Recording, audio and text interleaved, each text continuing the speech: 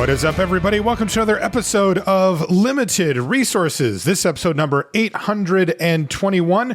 My name is Marshall. I'm one of your Limited Resources, and joining me on the line all the way from Denver, Colorado, it's Luis Scott-Vargas. Luis, is your spidey sense tingling?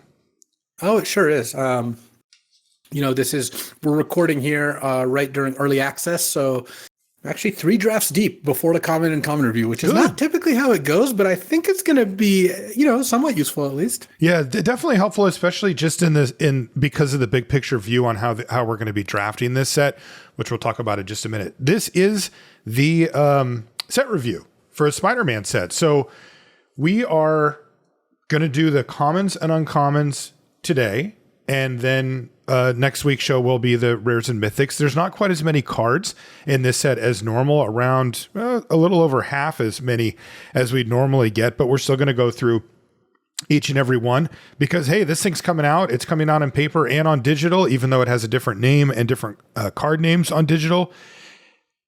But it's happening. This is happening, and we're going to dive right in today. We're going to cover all of the commons and uncommons. Before we do, I want to say thank you to everybody who supports us on Patreon. It's patreon.com/limited resources. You get a thank you card and a sticker in the mail and access to our feed if you do sign up. Thank you to everybody who supports us over there. We'd also like to thank Ultimate Guard for their support of the show. They make the best stuff in the business when it comes to protecting your cards, your decks, and even your entire collection. Sleeves, deck boxes, binders, backpacks, all the way up the line to make sure that your cards are protected and that you can enjoy them. They use premium materials and have some of the best designs in the industry as well. If you ever get one of their deck boxes or sleeves in your hand, you'll be like, whoa, these are nice. Like, these are done to a very high level. If you're interested in checking out their products, you can go to ultimateguard.com and you can buy them from your favorite online retailer or local game store. Thank you, Ultimate Guard. Couple of things to cover here before we get going, Luis. We got to talk about the grades that we give the cards and how that works. And then there's also the mechanics for this set. For grades, we're going to use our typical grading scale, which is an A through F scale. You've got your A's, your bombs, your game winners, cards that are good in many situations, especially when behind, and basically the best cards in the set, cards like Quantum Riddler or Ouroboros. So we've got, those are just the bombs. You're not going to see very many, if any, in the common and uncommon review, but of course they come out in the rare and mythic review. B's are cards that actively pull you towards their colors, headliners for a set, and kind of reasons to be in a particular pair of colors in this set. This set, while there are, of course, 5 color possibilities, there are 5 archetypes, small set. We'll get into more of the set details in a second, but B's basically pull you towards a color pair or a single color. So cards like Station Monitor or Monoist Circuit Feed are just very solid cards. And B's tend to be about where commons and uncommons typically cap out. Sometimes, the mythic uncommon of the set could kind of get into the A range. Mm-hmm. C's are playable. The pawns of limited, as we always say. They're fairly interchangeable. You're not going to, there's not a big difference between them. These are like the bulk of the cards in your deck. We're talking solid creatures, solid removal, things that aren't quite at the premium level, cards like Bombard or Thawbringer. D's are sometimes playable, but you'd rather not run them. I actually think to update it, D's generally are playable. You just would rather not run them. They are a step behind, even if in this day and age, the D's now are like, just like in real colleges, grade inflation is rampant. D's now are, you used to be C's. D's are the new C. They really are, though. If you compare a D from a modern set to what we would call a D or a C from a set 10 years ago. So we're talking cards like Cavron Skywarden or Cloud Sculpt Technician. If you play these cards, you're usually a little unhappy to have them in your deck. F's, virtually unplayable, just straight up good in basically no scenario. Cards that cost 1 million mana or have effects that really don't affect or don't come into play in limited. Cards like Cosmogoyf, which countered exiled cards, just was always a 0/1. We have 2 subgrades as well. We have sideboard, so cards that you wouldn't typically main deck, but can be very good out of the sideboard. So cards that are either, C or worse, main deckable, but would be like a B sideboard. It's cards like Shattered Wings. We would call that a sideboard card. And then build-arounds, cards that on their own are really not that good. They don't do enough. But if you build around them, if you accommodate your deck to them, they can actually be one of the best cards in your deck. They can be your whole unifying theme. Cards like Terra Symbiosis or Weft Walking. Now, what about the mechanics in this set, and then also the fact that it's drafted differently from what we're used to? So, yeah, I'm going to cover 3 things here: the draft format, the mechanics, and then the archetypes. So The draft format, and I just got to do a couple of these, is pick 2. So it's 4-player draft, and each time you pick from a pack, you select 2 cards. So a little bit like Two-Headed Giant draft, if you've ever done that. But obviously, you're just by yourself. So it's a little faster. On Arena, they have it so you're done when you get to 4 wins or 2 losses. So it's a little shorter. It's specifically designed to be a faster, kind of easier to organize, like experience in real life, right? You only need 3 other people instead of 7 other people or 5 other people, which are the typical 6 and 8 are the typical numbers of drafts. And it's faster. Like I told you, I did 2 drafts in an hour or something like that. Because they go pretty quick.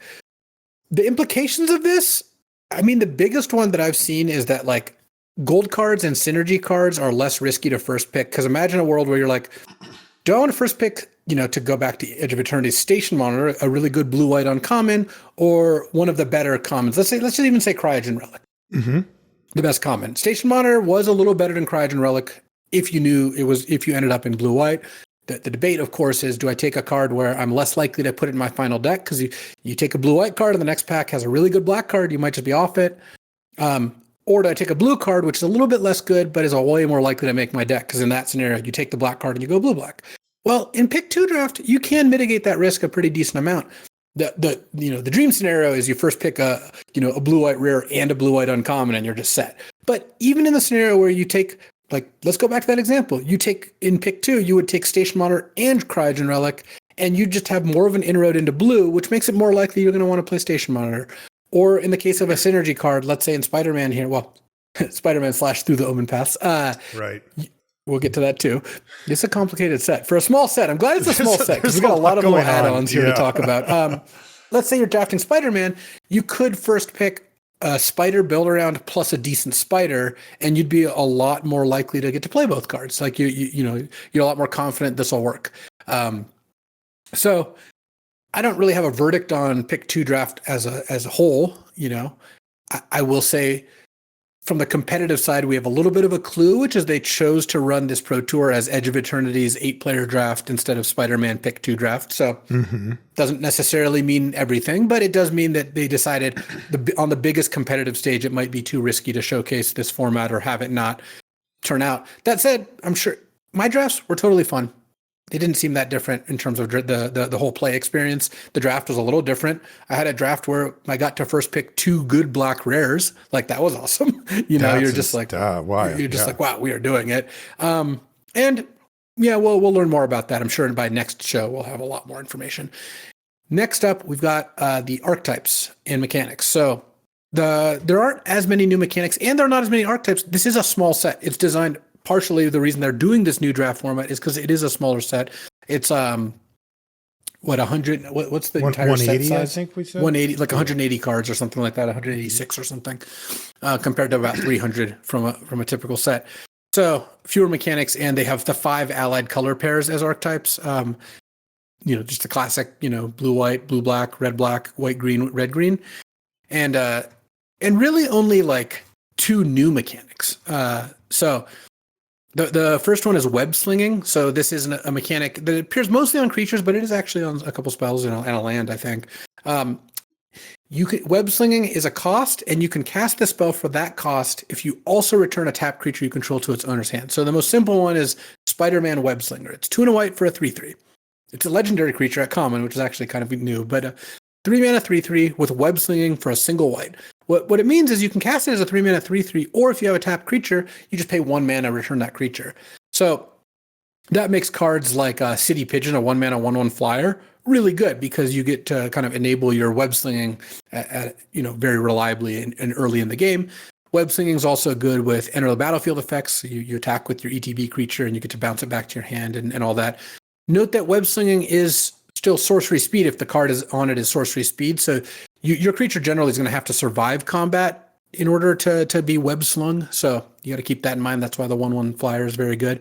And it's an interesting mechanic. It gives you reasons to not normally when they attack with a 2/2 on turn 3 and you have a 2/2, you're like, do I block or not? In a web slinging world, probably should bias a little more towards blocking because maybe they're trying to set up web slinging. Like there's a common that web slings for 3 mana, and it's a 4/3 and goes and gets a land.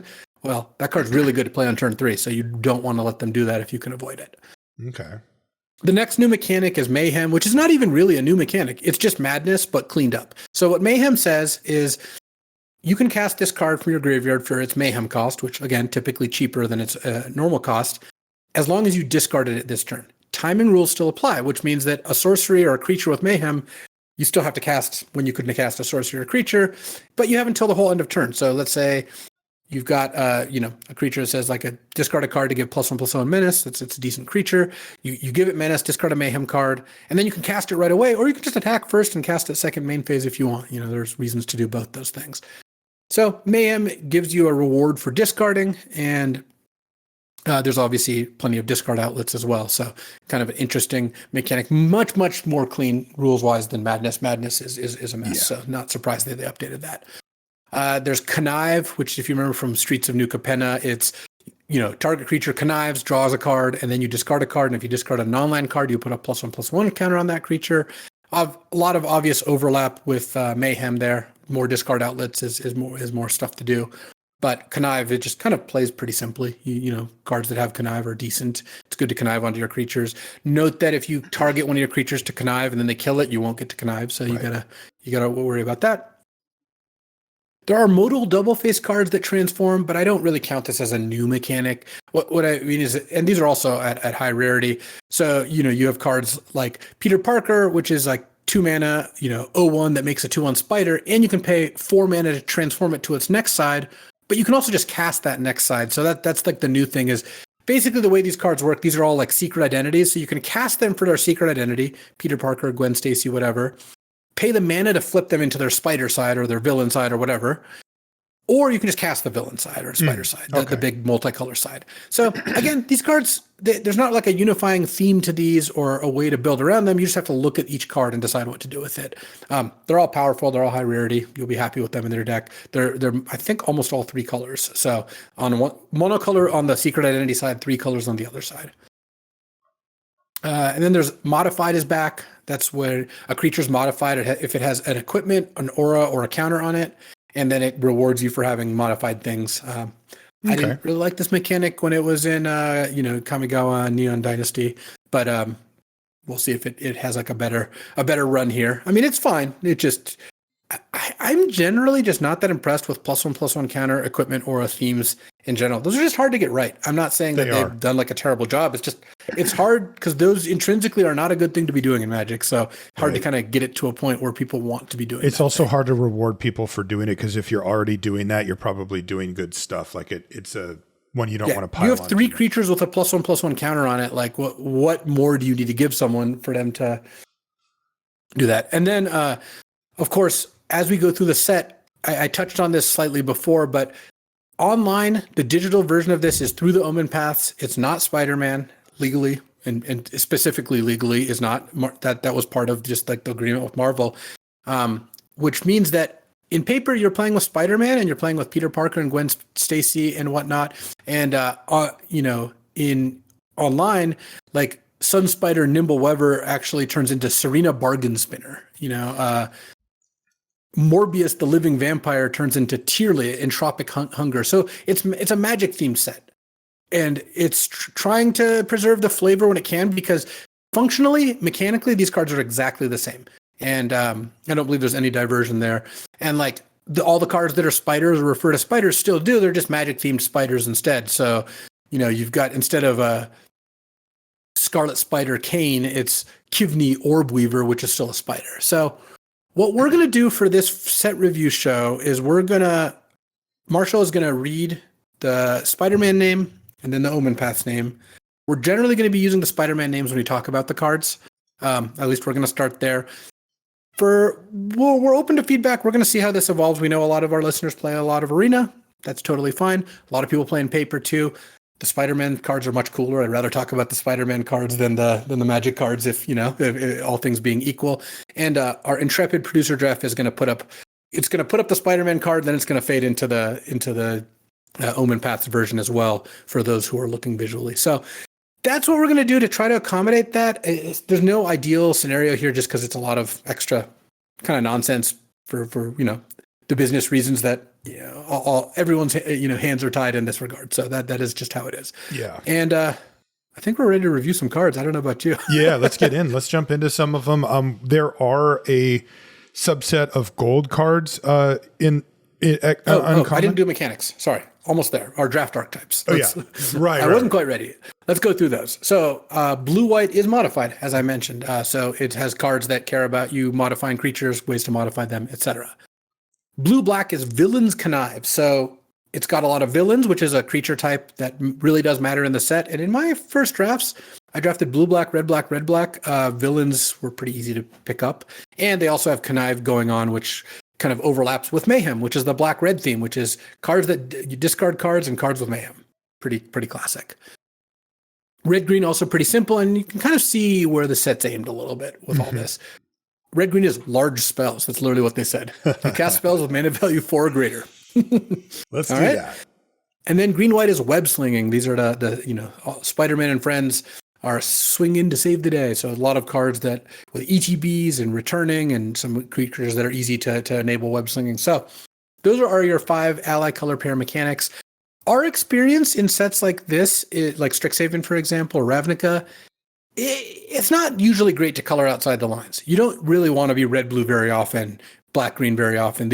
You just cut yourself off of not only gold cards, which there are a decent amount of, but also the set's themes are just not going to be present on the cards in the way. So like, you don't, if you draft blue-red, it's like, you're like, well, blue has some like modified stuff, and blue has some connive and villain stuff, and then red has mayhem and big spells. Like, it's just not going to work together that well. So I'm not saying you never do it, but I would believe that over 90% of the time, 9 out of 10 drafts, you're going to be an allied color pair, and it might honestly be like 95, but we'll have to see it. And TBD on the 5 color stuff. There are, dual lands and an evolving wilds and all that, but I think that's probably more of a 2 colors plus a splash situation than the full 5. Okay. Well, the first color pair we're going to be going over is blue-white. And as I mentioned, there's a subset of uncommons and then also a common at the technically gold spot. There's 3 uncommons and 1 common in each of these of the 5 runs. So we'll start off with Skyward Spider, which is actually the common for this. And in Through the Omenpaths, it's called Wonderweave Aerialist. And this is 2 hybrid blue-white mana, meaning you can pay white, white, blue, blue, or blue-white for this spell in any combination that you choose. And for that, you get a 2/2 spider human hero with ward 2. And it says this creature has flying as long as it's modified. So there's our first big hint about being modified. So 2 mana, 2/2 with ward 2 is already like a little bit annoying, but not really worth tussling with. But if it does get modified, okay, yeah, now it's a flyer and it's ostensibly bigger and you do kind of need to kill it. So, the ward 2 actually does come into play there. Yeah, this card is pretty good. Also note that in a blue-white deck, it's effectively colorless to cast. Right. Like you're never going to not be able to cast it with 2 lands if you're straight blue-white, which is actually pretty relevant. And it does mean it's way, way worse in any other color pair. Like, I would almost consider this a gold card, even though it's hybrid, because if you're white-green, it costs white-white. You're just not playing that on turn 2 as often as you would like. And this card loses a lot of value. You play it later. I think the card's pretty good. I would actually give it a C+. I think it's going to be a pretty solid card in any blue-white deck. I would imagine that any modification of it, and it's a problem. So that's good enough for a C+. And sometimes, I even had this happen literally today. I left up removal spells, black-red. On turn 2, I go land go, and I have a 2 mana removal spell in hand, Scorpion Sting, and their 2-drop was this. And it's like, oh, I can't cast my removal spell. Stuff like that does matter. You get a little mana advantage when that happens. Or if they have to kill it, they spend 3 or 4 mana. It's pretty good. Next up is Wraith Vicious Vigilante, which is Margot on the case. And this is 1 blue-white for a 1/1 legendary human detective hero, uncommon. It's got double strike, and it says Wraith can't be blocked. It has fear gas, whatever that is.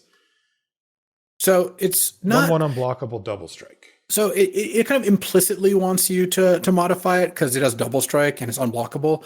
But you could just play this without modification, and I would be pretty happy with it. Like, would you? I'm a little concerned about being so small and 3 mana gold card. The thing is, like, they can't attack with X1s when you play it, and then it hit unblockable. Like, 3-mana 2/2 unblockable is just not that bad of a card. Like it's not like an amazing card, but it's not that bad. And this double counting modification means that like you do anything to this thing and it's just like whacking them. So yeah, I guess I wouldn't be excited to play it with no ways to pump it, but I think most of the time you play this card, you're going to have at least one way to do something, or at least a couple ways to do something. And if you get this up to 2 power, the game ends pretty quickly. Definitely. It has a very high upside. I think I'm just very concerned about the fundamental game plan, of like low toughness, somewhat difficult to cast creature that I'm now going to try to like target with a bunch of stuff. Like that makes me like, I wouldn't be shocked if by the end of the set, it was like, yeah, no, you just can't do that. Like sure. I would probably give this like a C+, which is lower than we give most gold cards. Most gold cards get about the B range these days, like the common, uncommon signpost type deals. Yeah. Or the uncommon signpost. I'm with you, C+. That's what I like too. I like the upside. I just don't get too excited. Next up is Sun Spider Nimble Weber, which is Serena Bargain Spinner. And this is 3 and a blue-white hybrid. So once again, 3 and a blue or 3 and a white. It's a 3/2 legendary spider human hero uncommon. During your turn, Sun Spider has flying. And when Sun Spider enters, search your library for an aura or equipment card, reveal it, put it in your hand, and then shuffle. Wow. That thing's push. 3/2 flying on your turn, and it's a 2-for-1. That's awesome. Yeah, this is nice. This enables this deck really nicely, and because it's so easy to cast, probably most decks that are blue or white would be at least somewhat interested as long as they have anything to go get, which, they won't always. Like that's the biggest bottleneck, because if you have nothing to get, the card is not that good. Yeah. Pretty bad, actually. So I would give this a B with the assumption that you have at least one good target, and ideally like one good target and like one medium target is totally fine. You don't need much more than that. Obviously, if you have 4 targets, that's even better. But the threshold for me, if I had one good card to get with this, I would be fine playing it. Definitely. I would give Sun Spider a B with the one good target. Next is SPDR Piloted by Penny, which is also known as Kumanosu the Watchful. And this is 3 blue-white for a 4/4 legendary artifact creature spider hero at uncommon. And it has vigilance. So this is a 5-mana 4/4 vigilance. And it says when it enters, put a +1/+1 counter on target creature. So there's your modified. And then it says whenever a modified creature you control deals combat damage to a player, draw a card. Hey, that's offering a lot. Yeah. This one's nice. I mean, imagine this one with either Skyward Spider or Wraith, or honestly Sun Spider, any of those cards. Yeah. If you have any evasive creature and you can play this, get a counter, draw a card, you're already way ahead of the game, and you end up with a 4/4 vigilance. Also, the name is SP//DR, kind of like Huntrix from K-pop Demon Hunters, where it's like spider. The slashes are kind of like I see. like the eye you see. I got it. Got it. //DR. Got it. But I would give this probably a B+. This just looks like the card you want in this deck. Yeah, this is one of those great times where the card is synergistic with its archetype, but also just raw power is there too. So it kind of gets both of those. I like B+ for Spider. And that's it for the blue-white. But I will say this. Each allied color pair gets a common and 3 uncommons in a small set. So like they are pushing pretty hard. This is why you're not going to end up outside of the allied color pairs very often. Totally. I mean, and look at the 2 pure gold cards here. I mean, you want these cards. Like, I bet you that's going to be true for all these. The first blue-black card is called Mob Lookout. And on Through the Omenpaths, it's called also Mob Lookout. Yep. I was waiting for that. Interesting. Oh my God. I guess the non-Marvel IP ones can, I guess, just be duplicates because it's not. Yeah, I don't see a reason why they couldn't, I guess. I see. This just has nothing to, like, it wouldn't be seen as touching the IP in any way, shape, or form. That's funny. Okay, well, it's Mob Lookout. It's 1 and a blue-black hybrid. So again, 1 in a blue or 1 in a black. Remember, whenever you see that hybrid mana symbol, it's easier to cast. A lot of times new players get thrown off by that because they're like, oh, it's a gold card, it's harder to cast, but it's actually easier, as Luis described. This is a 0/3 human rogue villain. This is the common of this little cycle. And it says, when this creature enters, target creature you control connives. So it kind of touches on a bunch of different themes here. It's a villain. It connives, which the blue-black deck wants, but it's also pretty good in like the black-red mayhem as an enabler. The only problem is overall it's just not that strong of a card. Like the O3, like let's say you put the counter on this and it's a 1/4, like that's not bad. 2 mana 1/4, but then you had to discard a spell, and if you do it early, you're not going to be using the mayhem abilities because like you do need the mana for those. I think this card's probably like just a straight up C. You do need to be doing something with some number of the abilities it offers. You need to have mayhem. You need to care about villains. You need to care about connive in some combination. Because I had this in a black-red mayhem deck and it was fine, but it was not one of the better cards in my deck. I think it was one of the worst cards in my deck. So I would say C trending towards C minus. Like it's like a C minus D plus if you're just playing this straight up. Like if you put this in a blue-white deck, well, it'd be modified then too. So yeah, it's the sort of thing where it does a lot of things but doesn't do them that well. So I think C overall is where Mob Lookout's going to land, but you're going to be fairly disappointed with this card if you're not getting like extra synergy value out of it. Yeah, this one definitely is trying to be a pivot card. It's trying to jump ship to the other archetypes, but yeah, C for Mob Lookout. Next is Prowler Clawed Thief, which is Carlo Suave Schemer. And this is 1 blue-black for a 2/3 legendary human rogue villain at uncommon. It has menace, so 3 mana, 2/3 menace baseline. Whenever another villain you control enters, Prowler connives. So 3 mana, 2/3 menace, and then when you play another villain, this starts conniving. I think is actually fine. That's like, pretty good. The villain counts. I mean, you'll see it as we go through the set, but my experience was in red, black, and in blue, black. I just had ample villains for the villain matters cards. So that doesn't seem like a big bottleneck. If you connive once with this, you're pretty happy. You connive twice, pretty good. So I would give Prowler a B minus. Like it's a cut above the commons, but it's not like, an uncommon you're like stoked to take early. Yeah. And I do want to reiterate once more as we're talking about gold cards in the pick 2 world, which is the vast majority of where people are going to play Spider-Man. That's what it's designed for. It's not offered otherwise online even, right? You have to play pick 2. Mm-hmm. The gold cards are so much less of a risk than they would be. Like imagine a world where you first pick Prowler plus like a good black removal spell. Like that is just safer than first picking Prowler. You already have taken 2 steps that direction. Or imagine you take Skyward Spider plus, Wraith as you're just 1/2 right there. You're just like blue-white hybrid, blue-white gold card, and you're just like on the path. So I would give Prowler a B minus, but just bear in mind that these gold cards are a little safer than they normally would be. Yeah, I like B minus for Prowler. It doesn't trigger on entering itself, so you do have to kind of do a little work. But as you'll see, at least thus far, like all of these blue, black, gold cards are all villains. So I assume there's plenty of villain support here. Next is Morbius the Living Vampire, which is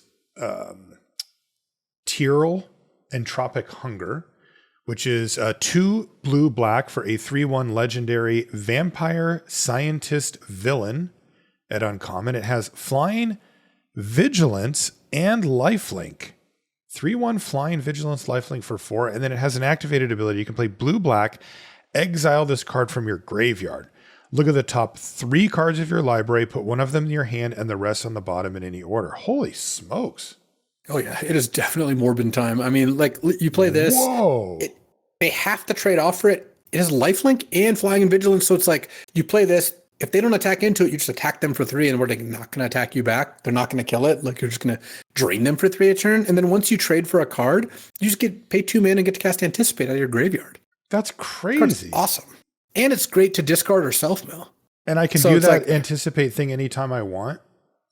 Yeah, it's not even a sorcery. Jeez. So, why does I would give Morbius.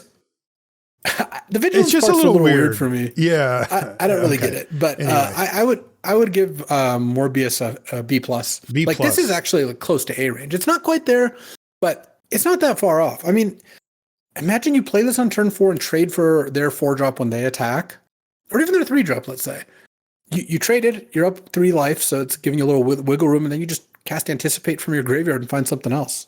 Just awesome. Right, and if they don't use removal or have a blocker for it, like they cannot race this. Like no, impossible to raise 3 points of life. Yeah, this is a type of uncommon, right? This type of uncommon where if the rares in the set are a little lackluster, then it does actually creep up into like A minus range. Like this one has a shot at being that, but we'll go B plus on Morbius Living Vampire. Next one is Vulture Scheming Scavenger, which is Riche Getaway Accomplice. And this is 5 and a blue-black hybrid, 6 mana total for a 4/6 legendary human artificer villain at uncommon. It's got flying, 6 mana, 5/6 flying. Whenever Vulture attacks, other villains you control gain flying until end of turn. Finisher?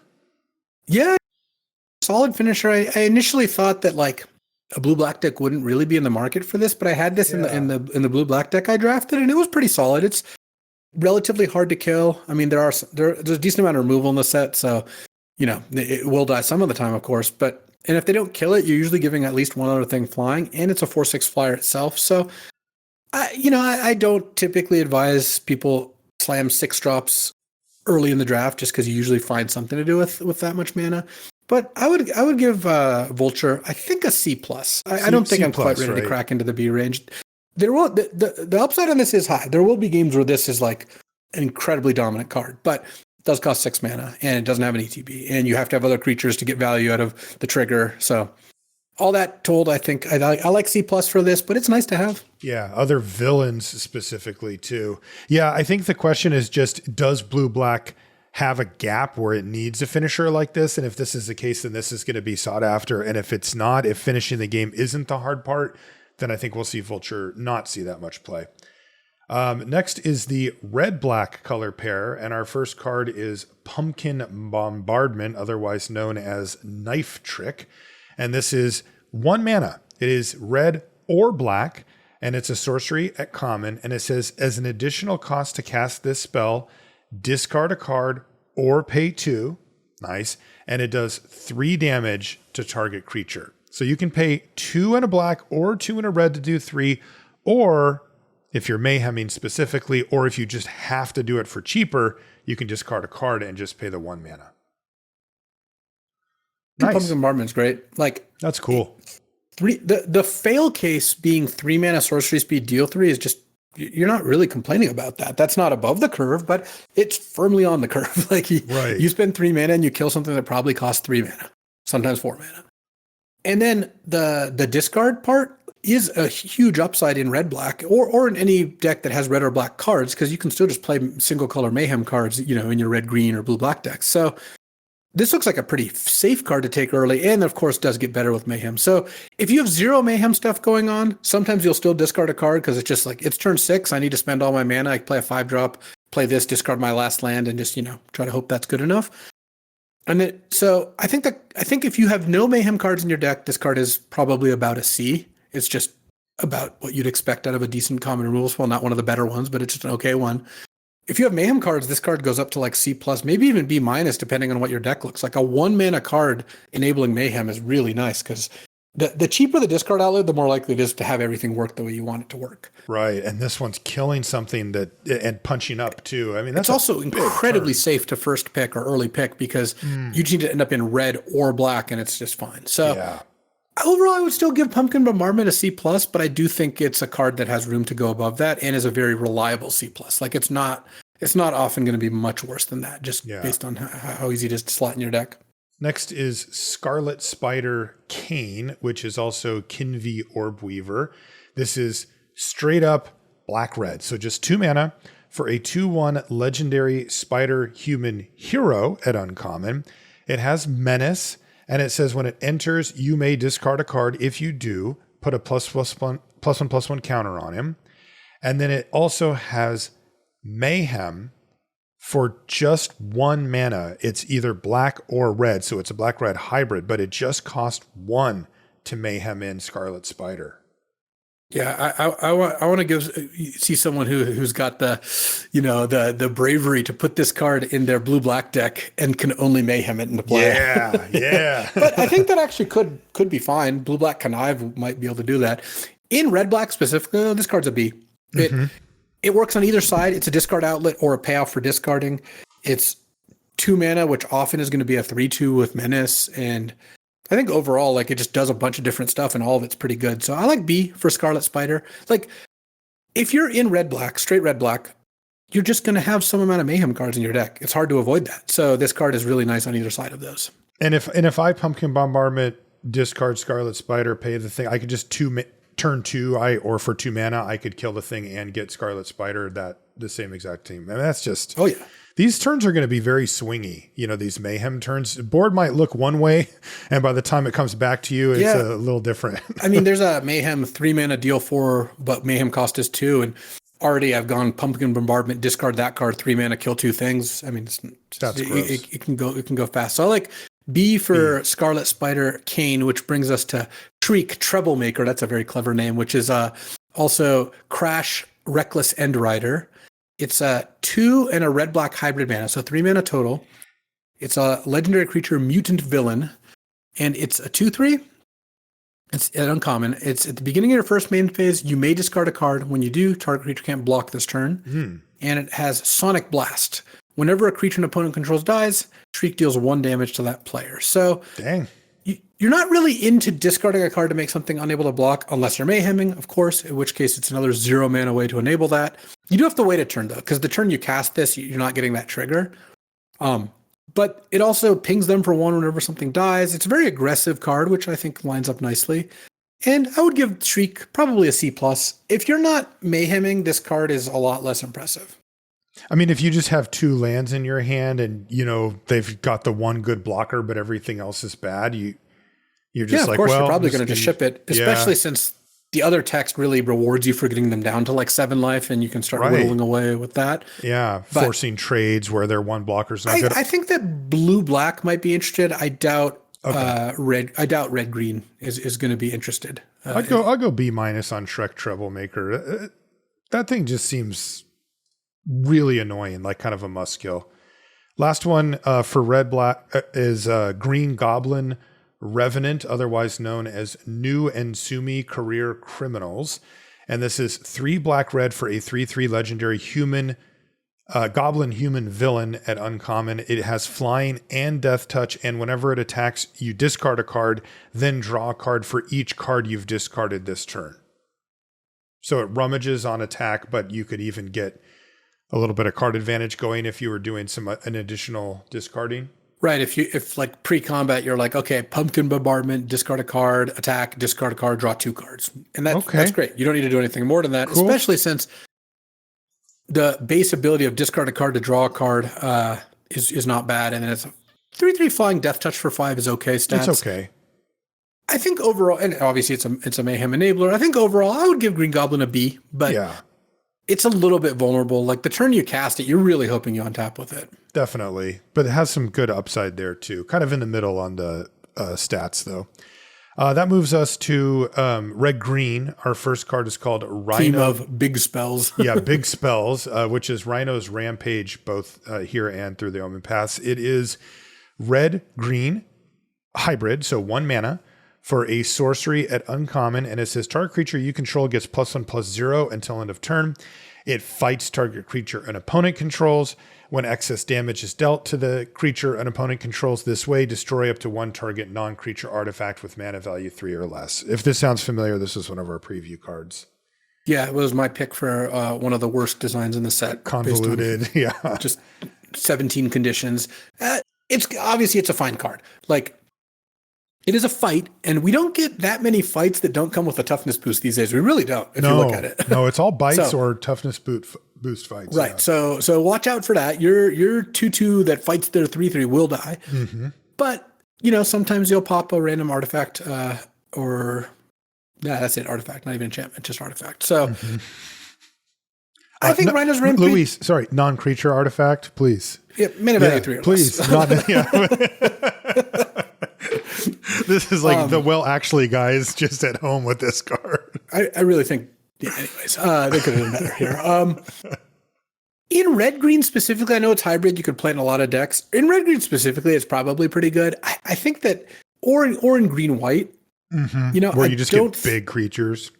Right. I don't think that red-black is going to want it very often is my assumption. So yeah, I agree. I think that Rhino's Rampage is probably like a C+. Like you're just not getting the trigger often. You're not really getting that much out of it, and it's kind of a risky fight. So I don't love the card. I think it's just okay. C+.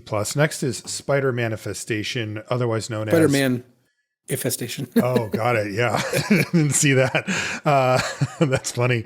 Even when I read it on our preview, I didn't see that. It's also called Leyline Weaver. And we like this one a lot. This was the one and a green red hybrid. So 2 mana for a 2/2 spider avatar. And this is common, by the way. It has reach. It taps to add red or green mana. And whenever you cast a spell with mana value 4 or greater, you untap it. That last part was, more likely, less likely to be really, really awesome. But 2/2 reach for 2 that is also a ramp creature for 2 different colors is great. This card is awesome. It's, I think, one of the stronger commons because you can play it in so many different color pairs and they all want it. And it has multiple upsides, like taps for both colors of mana. I played against a red-green deck stuck on 4 mountains, but they just had this on turn 2 and were just casting their spells like it was totally normal. Mm-hmm. And the reach is obviously a nice little bonus. And then sometimes untapping is good too. Yeah. Like when you cast this on turn 2, turn 3 casting a 4-drop and untapping, maybe lets you attack for 2.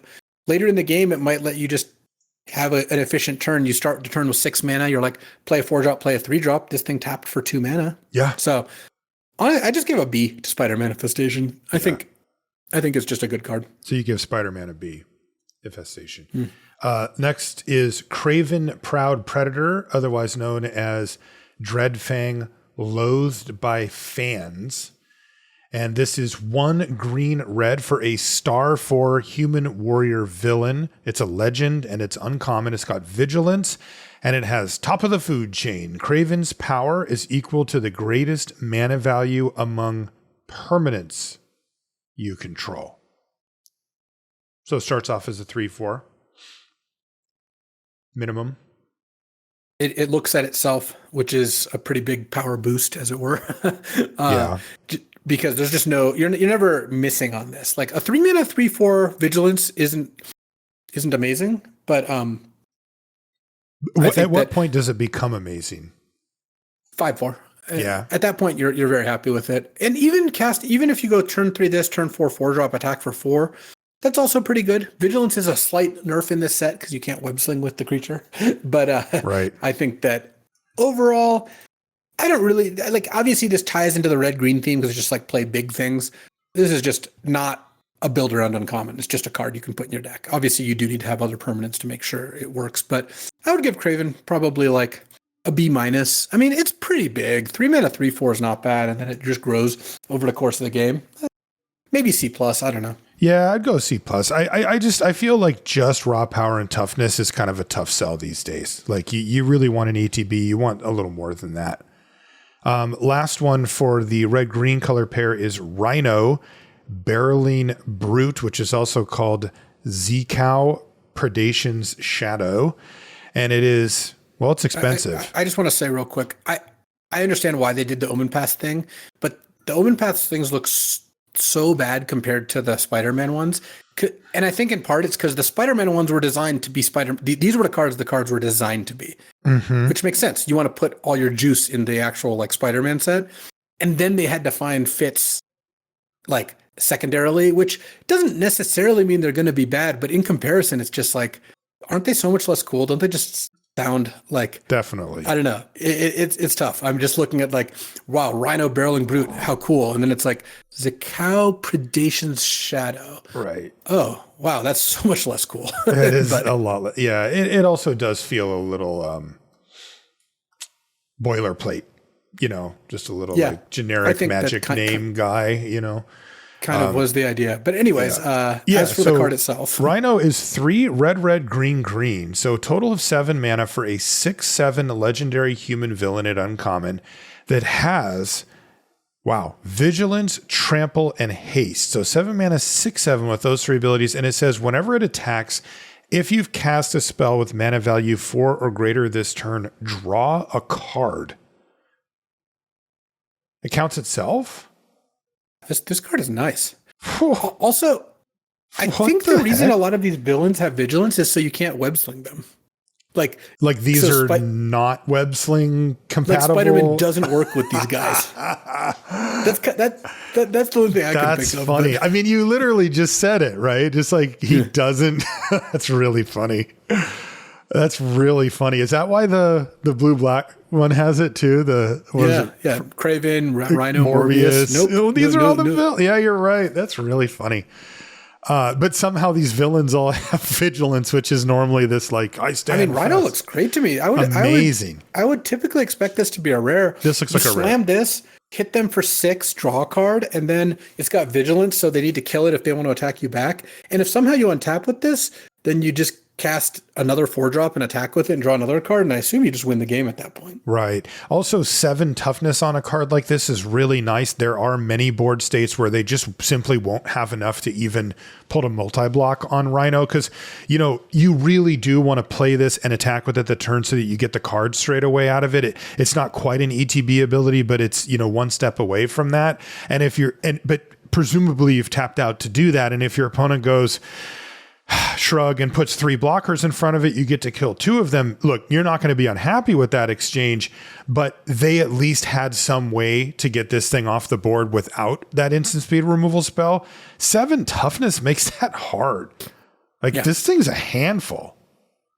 Yeah, I think that Rhino, obviously the biggest, you know, constraint here is that it costs 7 mana and 2 of each color, but this looks like a B+ to me. This looks like a reason to be in red green, and first pick that plus Spider Manifestation, like you're off to the races right there. Totally.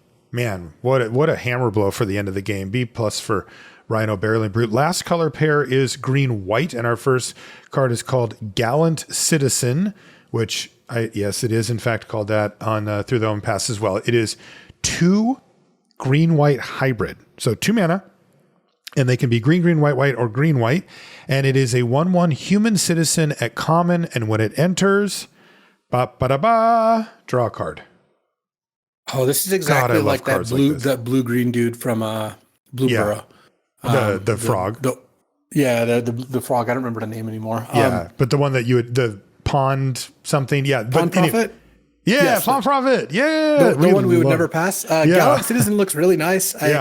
In green-white, it's just so smooth. It just is going to make your deck work so nicely. If they attack with this, you better try to block it because you do not want this thing web-slung back to their hand. And the way to do that is not necessarily attacking with this. There's a number of cards that let you tap your creatures for effects, and that's how this one, I think, is going to because you can web-sling off of any tap, right? Yeah. So I think this card is excellent. I would give it a C+, and outside of green-white, it's more like a C- just because, like, in red-green, it's green-green to cast or blue-white, white-white to cast. If your mana can support it, like if you have a couple duels, then it's just it goes back to being great. But I would say in green-white, this is a very desirable card. So I like C+ for Gallant Citizen. Sweet. Next is Spider-Girl Legacy Hero, which is Janai and Hoppy Roof Skippers. It is green-white for a 2/2 legendary spider human hero at uncommon. And it says, during your turn, Spider-Girl has flying. And when Spider-Girl leaves the battlefield, create a 1/1 green and white human citizen creature token. Yeah, this card's great. 2 mana, 2/2 attacks as a flyer. And then when it leaves the battlefield, you make a 1/1. And guess what this is good with? Just take a guess. It's web slinging. It's web slinging. Yeah, definitely. Yes. You play this, you attack, they can't block it, it's got flying. Like, I mean, the curve of turn 2 this, turn 3, Spider-Man web slinger, the 3/3 if you got web slings for 1. Web sling, replay this. You have a 3/3, a 2/2, and a 1/1 in play on turn 3. And, with hope for more, because this is going to make another 1/1 at some point too. Yeah, that's a lot. Yeah, the only speed bump in the road is that it is exactly green-white on 2, so you do need to make sure your mana's on point, but that shouldn't be too hard. Yeah, I like Spider-Girl Legacy Hero a lot. This seems like high synergy and also just really annoying. 2/2 flyers. Powerful card. Yeah. You don't need anything to make it good. Like, they have to deal with it eventually, and you get a 1/1. Or you just play this and block when they attack with their 2/2 if that's the way the game's going, and you make a 1/1. So B? I like B. Just clean card. Is there any knock, by the way? A bunch of these that we've done here are uncommon, but also legendary. Like, I don't think that's too big of a deal. Plus, you play a second one of these, you get a 1/1 at least. Oh my God, you broke it. Next up is Spider-Man India, which is also Alessos and Pros Acrobats. And this is 3 green white for a 4/4 legendary spider human hero at uncommon. It's got web slinging for 1 green white. and it has the ability, whenever you cast a creature spell, put a +1/+1 counter on target creature you control. It gains flying until end of turn. Ooh, that does seem annoying. Yeah, I mean, I played against this card twice now, and like when they have this card in play, it's like every turn you're just going to take a beatdown. You're just taking big chunks. Yeah, wow. And if not, it's still the counters still stick around. Like even if they're not attacking, or even if they are, like it's just really annoying. So I would give this a B as well. Yeah, it Spider-Man fits India perfectly into green white. And last is Web Warriors, which is Diligent Web Keepers. It is a spider hero. This is 4 and a green-white hybrid, so 5 mana total for a 4/3 spider hero at uncommon. And it says when this creature enters, put a +1/+1 counter on each other creature you control. Card is solid. Like if you have 2 other creatures, you're getting a pretty good amount of stats. Obviously, modified is nice. If you care about modified, this card gets a lot better. And I think overall, it's going to fit nicely into green, white, and blue, white, and probably not as excited in red, green because they want their big cards to have a little higher impact. So I probably like C+ for this. Yeah, C+ for Web Warriors. All right, so that gives us a little look at what the color pairs are doing a little more in depth. But now we're going to move to the colors themselves. We're going to be starting with red this time around. And our first card out is called Heroes Hangout or Fire-Brained Scheme, which is red for a sorcery at uncommon, and it says choose one. You can choose Date Night, which is exile the top 2 cards of your library. Choose one of them until the end of your next turn. You may play that card. Or you can choose Patrol Night, which is 1 or 2 target creatures each get +1/+0 and gain first strike until end of turn. And yeah, just as a reminder, this is a sorcery. Yeah, another card where I think the Spider-Man one is so much cooler. Definitely. Yeah, the flavor is awesome. So I don't think this card is particularly good. So Patrol Knight as a sorcery is obviously not that exciting, but that's kind of why you play the card, because what this card is either you cast it as kind of like a mini overrun of sorts. Like imagine you have 2 creatures, they have 2 creatures, and you're like, all right, now my 3/3 is a 4/3 first strike, and my 4/4 is a 5/4 first strike attack with both, and they're either like with it. chumping or taking damage. It's not a trick; it's just on the board, but still powerful for 1 mana. And then if that situation has not presented itself, you kind of cycle it. So it's slightly better than cycling, actually. I think if you look at it as like a cantrip with some upside, yeah, I think the card is fine. The problem is if you ever cast Date Night and exile your top 2 cards, and it's like 2 cards you can't cast or something like that, then it's pretty tough. But I guess you would be drawing those cards, so maybe that's not ideal anyway. So yeah, actually, no, I've actually talked myself up on the card. I think it's probably like a C+ in an aggressive deck. Yeah. Like you've got a good finisher with slightly better than cycling. It's like a little red preordain, right? Yeah, and it's just red, and yeah, it helps you hit your land drops. It hits all the things. Yeah. So I guess like it's kind of annoying if both cards are good when you see it, because then like you only get to play one of them. That's true. Actually, kind of like C+ on a Heroes Hangout if you're aggressive. If you don't really have hope of getting the Patrol Knight to be good, then the card's probably closer to a C. It's still okay, still playable, but a lot less good. Next is Masked Meower, which is Skittering Kitten.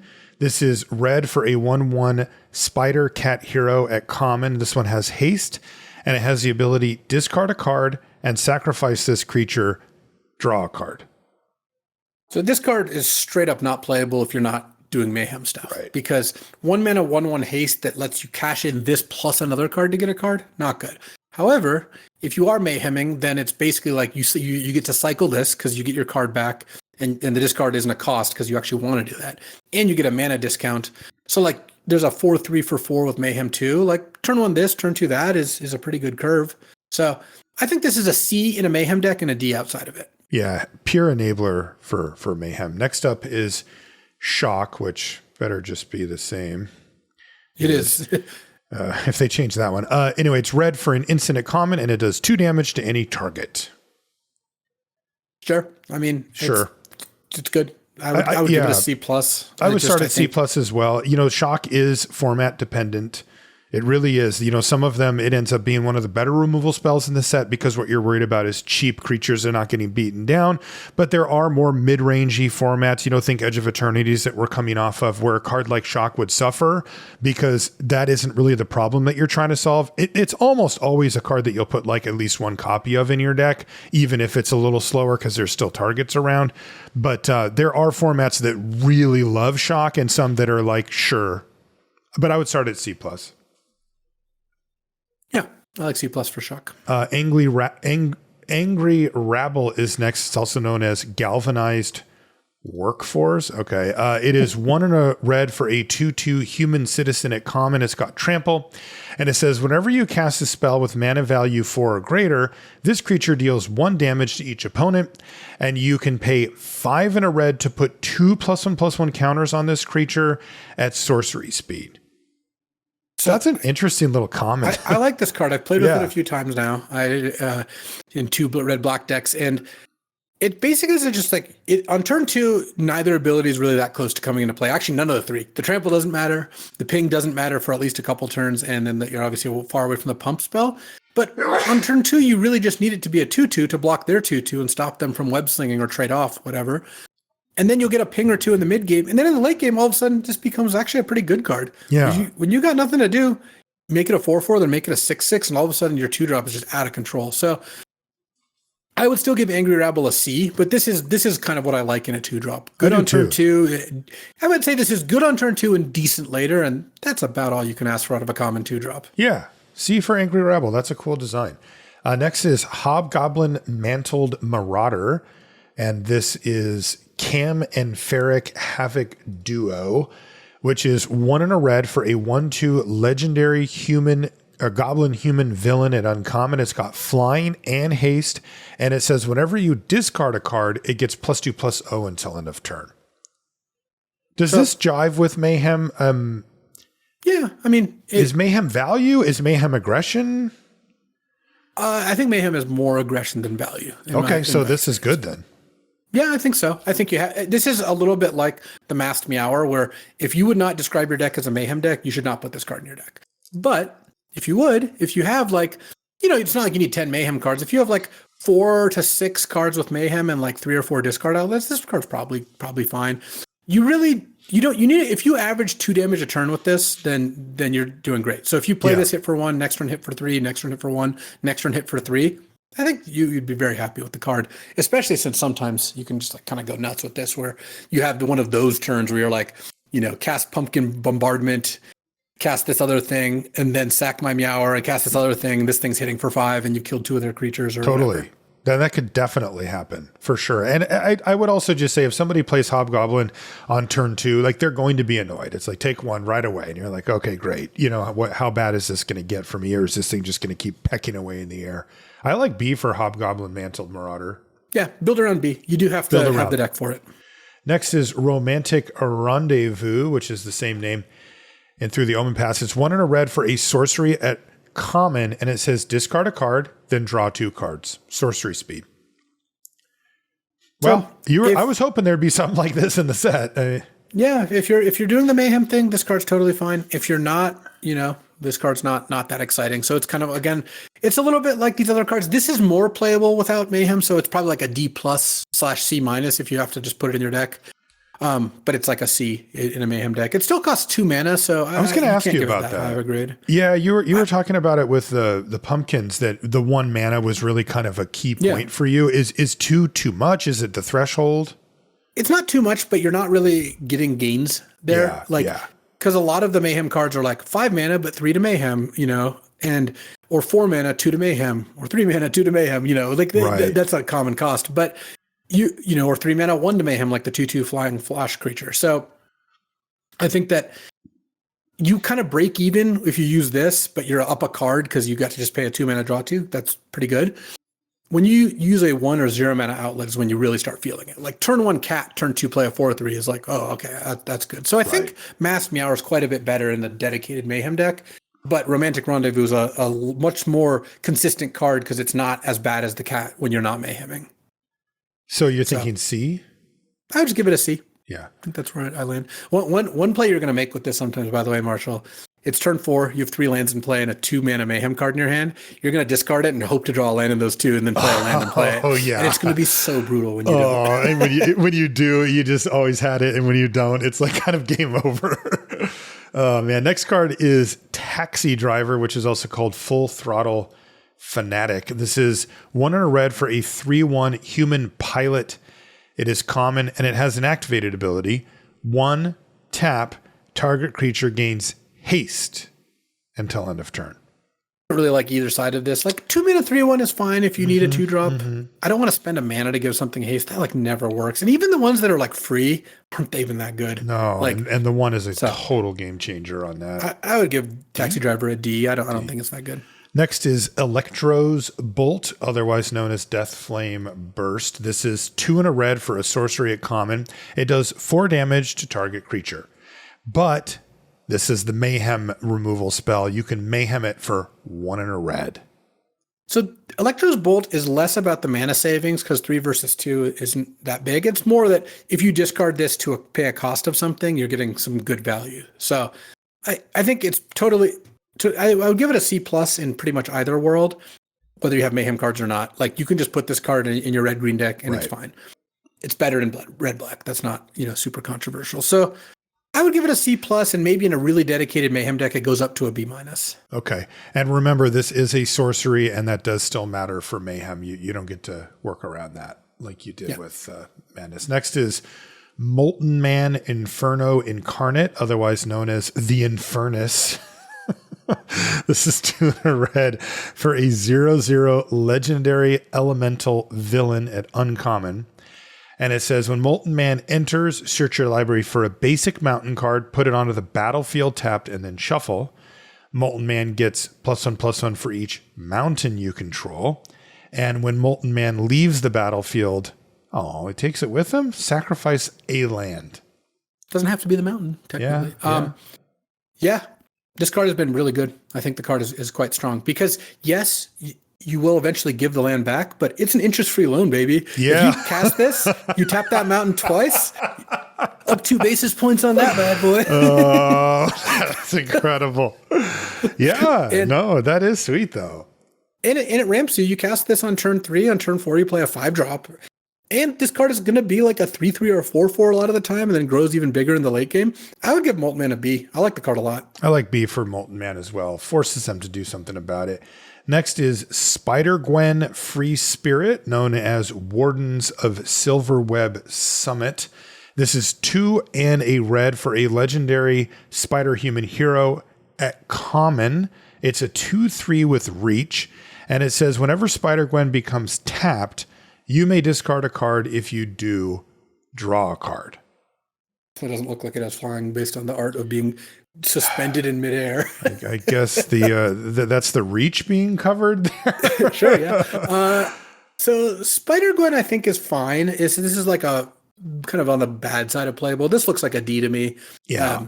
Had my opponents play it. I chose not to play it in my deck, my Mayhem deck, just because sometimes it'll be good, but the fact that you have to attack with it or at least tap it, but that mostly means attack with it, means that you're just like, well, I want to get my Mayhem card going, but if I lose this, then that's just not that good of a deal. So right. I'm not the biggest fan. I think it's a D. I think there are enough outlets that you can do better. D for Spider-Gwen. Next is Superior Foes of Spider-Man. It's also known as Restless Razorkin. This is 2 and a red for a 3/3 human rogue villain at uncommon. It's got trample, and whenever you cast a spell with mana value 4 or greater, you may exile the top card of your library. If you do, you may play that card until you exile another card with this creature. Dude, that's nice. 3 mana, 3/3 trample, and theoretically you could just curve into the next turn effectively drawing a card. That's great.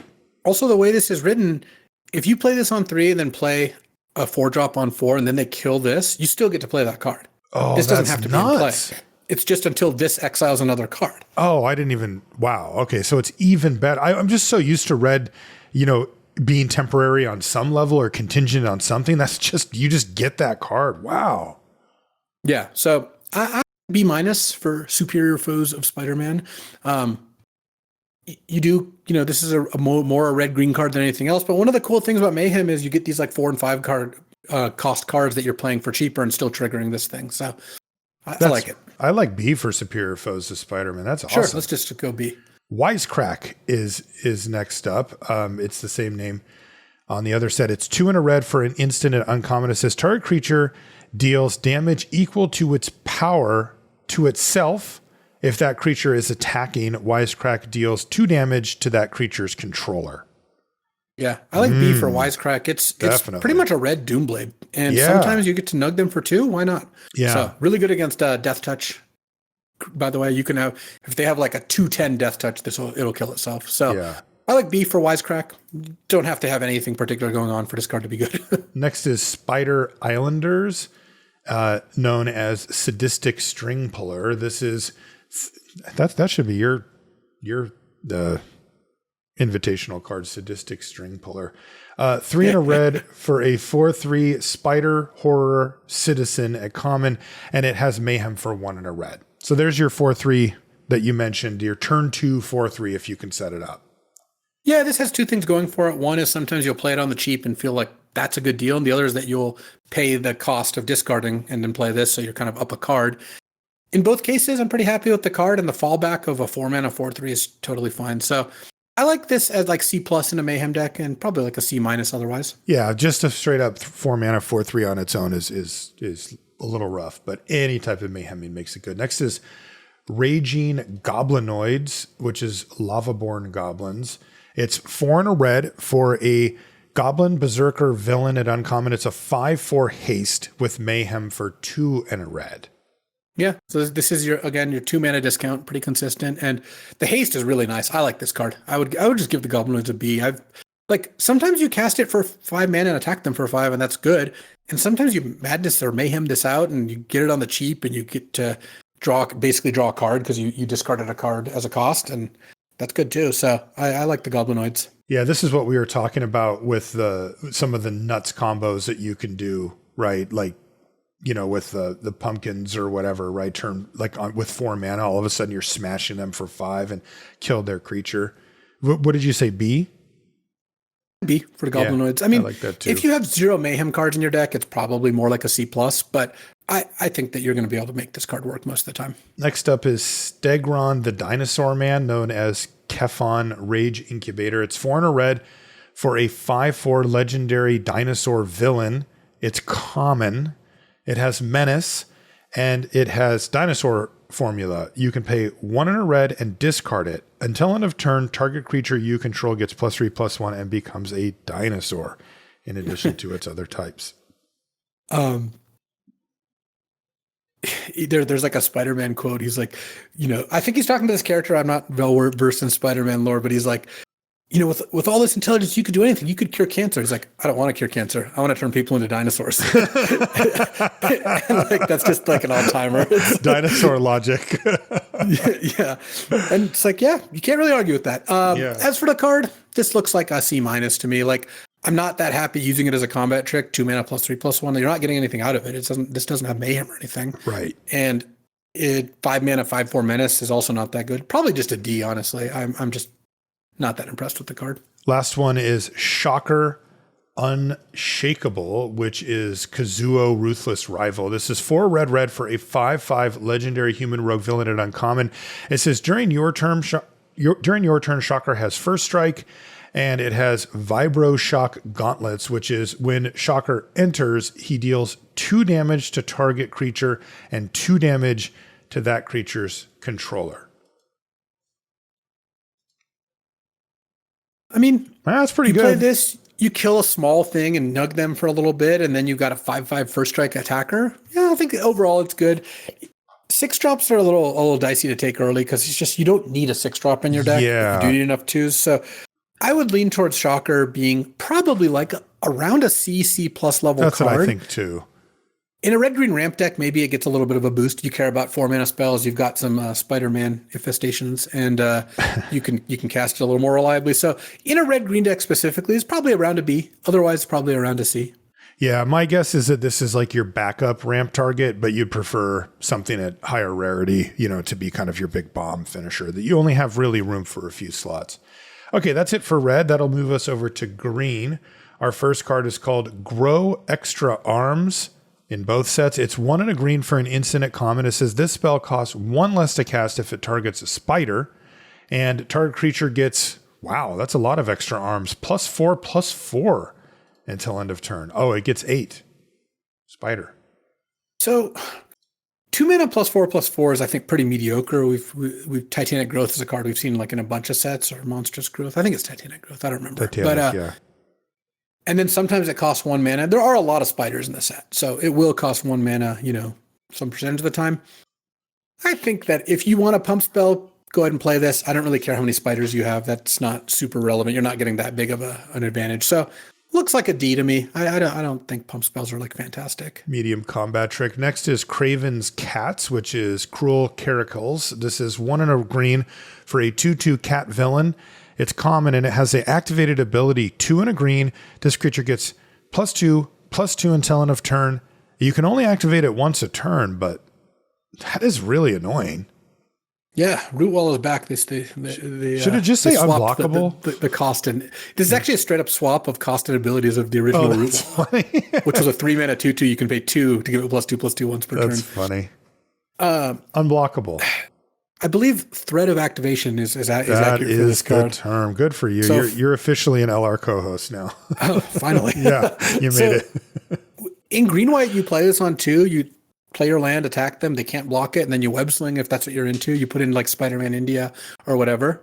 And it's also like a 2 mana 2/2 that kind of like the Angry Rabble in the middle to late game. It basically counts as a 4/4. So I like C for Craven's Cats. This is just a card I'm going to play more often than you're almost always going to play this card, but you don't really take it super high. Deceptively simple design. Next up is Lurking Lizards, which is the same in both sets. This is 1 and a green for a 1/3 lizard villain at common. It has Trample, the old 1/3 Trampler, and it says whenever you cast a spell with mana of a 4 or greater, put a +1/+1 counter on this creature. I don't think I want to put all the work in to make this into a 2/4 or a 3/5, do I? Do you remember Sahagin? Don't sleep on the Lurking Lizards. This is much worse than Sahagin because that was subsidized by like flashback cards that cost 4, and like blue-red is good at drawing and casting a lot of these cards. I think in red-green, you might get a counter or 2 out of this, and it's, I bet, totally fine. It's probably like a C to maybe even C+ in red-green, and I think probably not that good outside of it. Like, I think white-green is not going to be as thrilled with this card. So I would go C- like on it. C-, for Lurking Lizards. When it's good, it'll be good, and you might be the only person who cares about that, so I don't think you need to take it early. Next is Scout the City in both sets. This is sorcery at common for 1 and a green, and it says choose 1. You can look around, which is mill 3 cards. You may put a permanent card from among them into your hand, and you gain 3 life. And then and then it says bring down, which is destroy target creature with flying. I like this card. I mean, sorcery speed. 2 mana mill 3, put a permanent back, gain 3 life is a card I could see myself playing pretty frequently because it makes your deck more consistent. It fills your graveyard, which you could care about, though that's not like a major theme in the set. But then also having the ability to just kill a flyer, which there's a good amount of flyers in the set, just like every set. So I like C for Scout the City, but it's a good card that'll make your deck more consistent. And the fact that it actually does something tangible makes it a little more justifiable to play than a lot of the like cantrip / kind of filtering cards. It does feel like there's a number of cards that have flying only on the opponent's turn, so like the bring down might be a little worse than normal because of that. Next card, is Spider's Man Heroic Horde, which is the Clutter Cluster.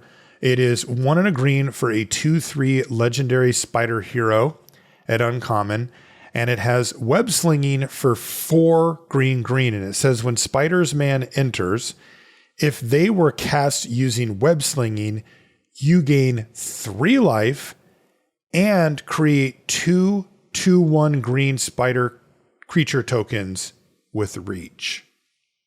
So what's a little tricky with this card, because I did draft this and try to play it, and I actually forgot I did 4 drafts. One I've only played two games with. Is web slinging for 6 mana means on turn 6 or later, you need to get this card through or get it tapped. So attacking with something else is a little bit sorry, not discard, but another card. You need to get something tapped on turn 6, which is a lot harder than turns like 2 or 3. But there's also a bunch of cards that like tap your own creatures, and especially for like no mana. So you can try like Supportive Parents. The card we'll see pretty soon is very good with this card. So I think the reward is here, and I think a 2-mana 2/3 is a totally fine thing to play early in the game. You're not going to feel too bad about that. So I think this is like a B- overall, but web slinging 6 mana I think is not going to be trivial. You're going to need to put in a little bit of effort to make that work. But if you do, it's a decent payoff. Yeah, if you do, you get a 2/3, a 2/1, another 2/1. They both have reach, and you gain 3 life. That's a lot for 6 mana. And then, I mean, if you just play this as a 2-mana 2/3, like that's fine too, right? Yeah, totally fine. So I like B- for B-. Spiders, man, but you really do need to be putting in the work to get them to get it to work. Next one is called Guy in the Chair. This is also known as Eccentric Acronologist. This is 2 and a green for a 2/3 human advisor at common, and it taps to add 1 mana of any color, and it has web support. You can pay 2 and a green and tap it to put a +1/+1 counter on target spider at sorcery speed. Man, poor Ned. You know, that was the guy from the movies, the Spider-Man's buddy who's like providing this tactical support. Mm-hmm. This card's not that good. I think that in red-green, where it's like, yeah, you do want to ramp, it's okay 3-drop, but we've seen 3 mana like 2/3s that tap for any color like a bunch of times, and they mostly just aren't that good. I found that the 3 mana threshold to start accelerating just means that you're not really working very well with 4 mana cards, and putting a 5 out a turn ahead of schedule is not as impressive as you might think. Whereas a 2-drop accelerator making you go 4 then 5 on turns 3 and 4, that's what you want. And the 3 mana tap ability is that strikes me as one of those abilities that if you would really advance stats, it's like, what's your win percentage in games where you activate that? And I don't think it's going to be like super high. Yeah, and this is not a web slinging enabler because it's so expensive to get it tapped, right? Yeah, like you cast this, then web sling it back. You're not really feeling it. So I like D for Guy in the Chair. I don't think it's that good. Chair. Obviously, it's fine to play it in this day and age. Ds are not like cards you're like, oh man, I can't win if I have this card in my deck. But I think it's probably worse than most options. Next card is called Kapow. It's also known as Perilous Lunge. This is kind of like, translate this into Magic. You know, it's like Kapow, 2 and a green for a sorcery. Really? At common, and it says put a +1/+1 counter on target creature you control. It fights target creature an opponent controls. Another fight, by the way. Yeah, but +1/+1 counter at least this time. So yeah, I think that this is clearly going to be good. Maybe the best green common, most likely, and yeah, probably like a B- about. Like this is good removal. Getting a +1/+1 counter is good. You might not all get to attack because if your 3/3 kills theirs, now it's like a 4/4 with 3 damage on it. So you do have to like maybe leave it back, but a lot of the times it will enable you to attack. So I like B- for Kapow. I do too. Next is Pictures of Spider-Man, known as Ancestral Carvings. This is 2 and a green for an artifact. It's uncommon, and it says when it enters, look at the top 5 cards of your library. You may reveal up to 2 creature cards from among them and put them into your hand. Put the rest on the bottom of your library in a random order. And then this also has the activate ability, 1 tap sack, create a treasure. You get paid for these pictures. It's kind of like a divination. If you have a lot of creatures, and then later it gives you a treasure. I don't like that much. Because first of all, sometimes you'll miss. You'll cast this and get 1 card, or if you're really unlucky, 0 cards, and that's a disaster. Mm-hmm. Even when it works, I mean, I think we've seen now that like generally spending mana on straight up card draw is not the best way to be playing things out. And this is that, but with some constraints, like you have to put a lot of creatures in your deck, it might miss. And getting a treasure on the backside, I don't think makes up for that. So this looks like a D to me. I don't think I'm super into it. If you have like a 17, 18 creature deck, maybe this card gives you enough selection. And I guess if you have a deck with a lot of creatures and like a couple really good creatures like rares, then this card becomes a lot more appealing. But I'm going to start by considering this to be on the outside of my deck, not in the deck. No, I'm with you. We just, especially in these more assertive decks, they just don't want to be fussing around with this kind of card advantage. Next is Supportive Parents. which is known as also supportive parents. This is 2 and a green for a 3/3 human citizen and uncommon. And it says tap 2 untapped creatures you control, add 1 mana of any color. That's a cool card. Good. Yeah. I mean, 3 mana 3/3 is also just like totally fine. Like you're not going to feel like you lost out by that. And in a set with web slinging, just getting to tap your creatures on demand is huge. Wow. And make just mana? Like, yeah, and you just ramp easily too. So wow. I like B for supportive parents. I think it just fits really well into, like, it's good in the ramp deck and a good in the web sling deck. Those are the 2 green pairs. That's exactly where I'm at. Wow, that's really cool. That makes web slinging trivially easy to do. Next is Damage Control Crew, otherwise known as Celestia Archivist. This is 3 and a green for a 3/3 human citizen at uncommon. And it says, when this creature enters, choose 1. You can return target card with mana value 4 or greater from your graveyard to your hand, or you can impound, exile target artifact or enchantment. Wow, that's a nice one. You're getting a 2-for-1 no matter what here. Yeah, like, no kidding. Not no matter what. They could have no artifacts and you could have nothing big, but that's, I think, going to be the minority of cases. And a 4 mana 3/3 that I think does better than draw a card when you use either ability. Like, getting to immediately exile something is better than drawing a card because it's 0 mana disenchant. And returning a card with mana value 4 or greater is probably better than just drawing a random card, especially at that point in the game where lands are probably not as valuable. So I like B for Damage Control Crew. I do too. I think this card is better than 4 mana 3/3 draw card, most likely. Yeah, this might even be at a least B+. comparable. Maybe not better, but like it's very good. Yeah, whatever either one that you're doing, you're going to be really happy with it. Next is Professional Wrestler, which is Favored Fighter. This is 3 and a green for a 4/4 human warrior performer, and it's common. When it enters, you create a treasure token, and this creature can't be blocked by more than 1 creature. Yes, you must go into the cage with it. Yeah, I mean, getting a token and then being able to, like, they can't double block this. It's a 4/4. Not the worst to web sling, not the best, you know. Yeah. But getting a treasure token really on a creature that has reasonable stats at all is already just fine, and this is even slightly better than that. Yeah. I like C for Professional Wrestler. C for Professional Wrestler. Very nice. Next is Terrific Team Up, which is still Terrific Team Up. It is 3 and a green for an instant and uncommon. It says this spell costs 2 less to cast if you control a permanent with mana value 4 or greater. And it says 1 or 2 target creatures you control each get +1/+0 until end of turn. They each deal damage equal to their power to target creature an opponent controls. Is it 1 target? Yes. Each deal. Yeah. Okay. So you get to pick 1 thing, but I guess it's sort of self-explanatory in the artwork there. What's going to happen with the card, but okay. Yeah, Spider-Man and Miles Morales fighting Venom. Right. It is. I mean, this is just a very strong card because, first of all, it's going to cost 2 mana a decent amount of the time, which is great. But even if it doesn't, it's almost always going to work because you can team up to take down a giant thing, right? Like they have a 7/7 and you have a 2 3/3s and that works, or even a 3/3 and a 2/2 in that case. Or B, they've got a 4/4, you have 2 3/3s, and now even if they have a removal spell, it actually still works. Mm-hmm. And you get to hit for a little bit more damage, and it's a bite. And it's an instant. I mean, this card's like a B+. Yeah, like, B+. I just think the fact that you're just getting, for 2 mana a lot of the time, you're getting 2 extra damage and guaranteed killing something is pretty nice. That's really good. Yeah, I like B+ for Terrific Team Up. Me too. Next is Wall Crawl, which is called Rouse the Swarm. It's 3 and a green for an enchantment at uncommon. When this enchantment enters, create a 2/1 green spider creature token with reach. Then you gain 1 life for each spider you control. And it says spiders you control get +1/+1 and can't be blocked by creatures with Defender. It's Wall Crawl. They crawl over the wall. Come on. Wow. This is definitely a build around, but it's kind of a hedge because for 4 mana, you do get a 3/2 and gain a life. Like 3/2 reach? Yeah.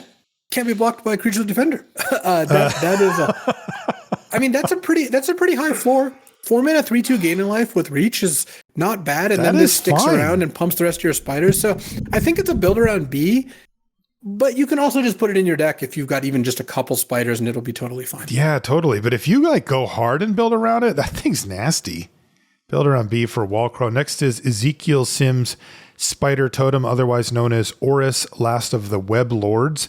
This is 4 and a green for a 3/5 legendary spider human advisor at uncommon. It's got reach, and it says at the beginning of combat on your turn, target spider you control gets +2/+2 until end of turn. And it can pump itself. Yeah, that's cool. So you play this as a 3/5 reach, the next turn attacks as a 5/7. It's a fine card. Also, you're often going to get a pump right away. So I would say Ezekiel's like a C+. I was initially down on the card when I saw it, but after seeing it in play, I was like, oh no, this card's pretty good. Yeah, C+ Could for even be a Ezekiel B- Sims. if you have a lot of spiders. Definitely. Yeah. Next up is Spider-Man Brooklyn Visionary, otherwise known as Zan Tunnel Web Explorer. This is 4 and a green for a 4/3 legendary spider human hero. It's common. It has web slinging, 2 and a green. And it says when Spider-Man enters, search your library for a basic land card, put it onto the battlefield tapped, and then shuffle. Ooh. That's a lot going on for a common. This is a card where web slinging it early is huge as opposed to just casting it because you're ramping and getting a 4/3. But also casting this on turn 5, I'm not going to feel that bad about that. I'm going to get my 2 for 1. So I like C+ for Spider-Man, Brooklyn Visionary, and would strive to find ways to web sling it early. Like City Pigeon, when we get to that card, we will be speaking volumes about it. But right. In like a good white-green web sling deck, this is like a B. Definitely. If you're on the play, if you can go 1-drop, 2-drop, if you can go 1-drop removal of this, like, it's really good. And even red green though, it also ramps you. So yeah, I like C+ for Spider-Man Brooklyn Visionary, but it really could go bigger. And that brings us to Spider Rex Daring Dino, also known as Chizak Apex Arachnosaur. Also, the art is so much cooler. Anyways, it really is. Spider Rex is 4 green for a 6/6 legendary spider dinosaur hero at common. Reach, trample, ward 2. So Colossal Dreadmaw, dead and buried. We already know that though. Wow. So this card is actually great. Like it's not even a meme, despite the fact that it's a little Tyrannosaurus Rex swinging on a web. 6 mana, 6/6 reach, trample is pretty good. Ward 2 though is incredible. Like that will just mean that some percentage of the time when you cast this, they can't kill it and you get a big attack in. Man, that is really nice for a card. Like I had a situation where my opponent played this and I had 2 of the -3/3s in my hand, but that cost 8 mana to do against this guy. Right. This didn't even work. And this is a common. Yes. I mean, this is you go back in time and you hand like a 2001 era drafter this card and tell them what rarity, they would guess it would be rare. Totally. Also, this is like better than most rares. It's also a legend. Yeah, it's just crazy. So I actually like B for Spider Rex. I think this card's going to be like one of the premium commons. Okay. It's really impressive.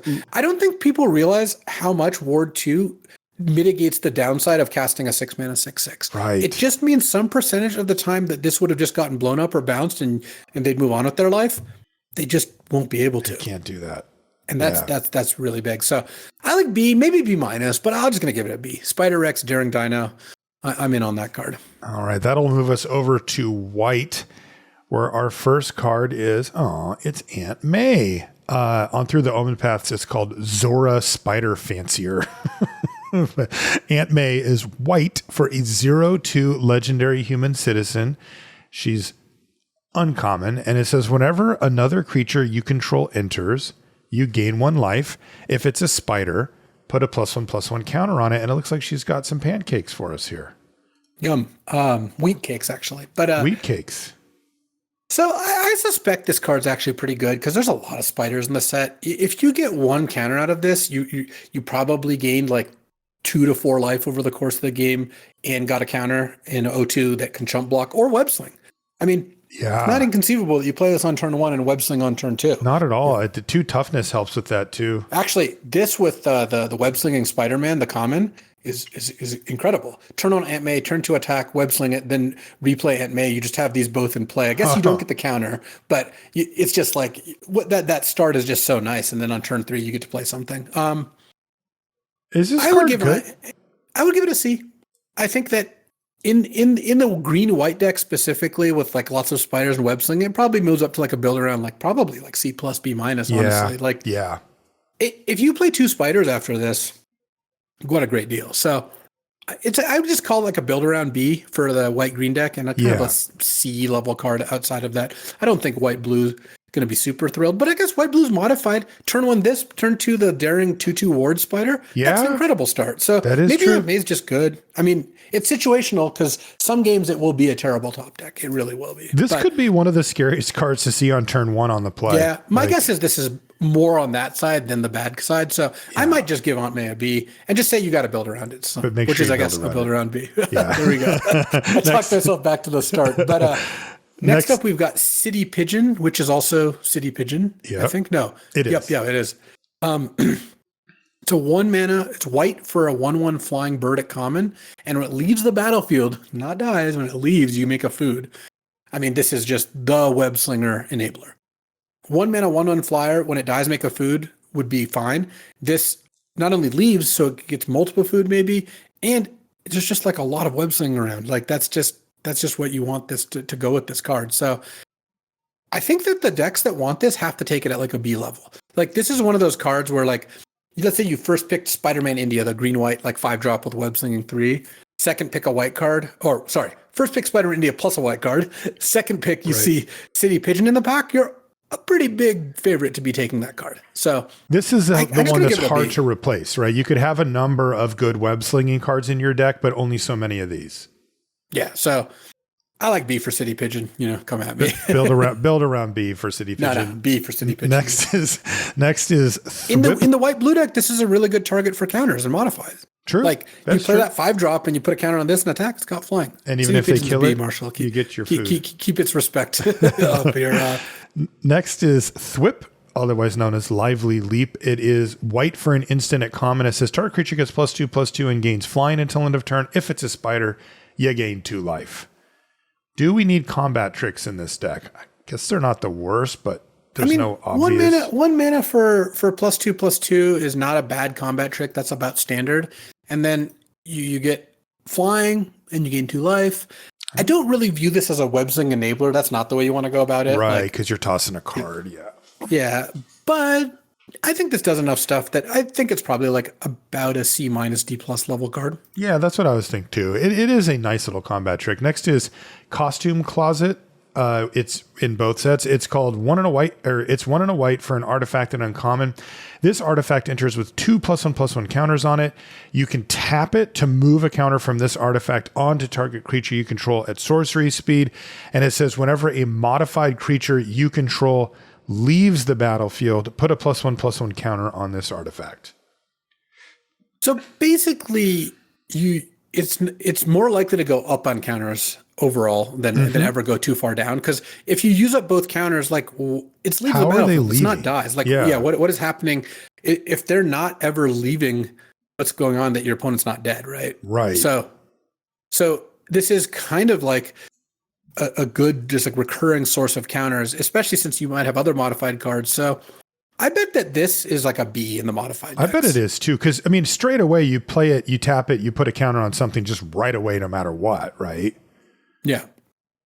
And then you take it from there. Yeah, I like B for that, for Costume Closet, is particularly in that deck. Next is Flash Thompson, Spider Fan, known as Basil Cabaretti Loudmouth.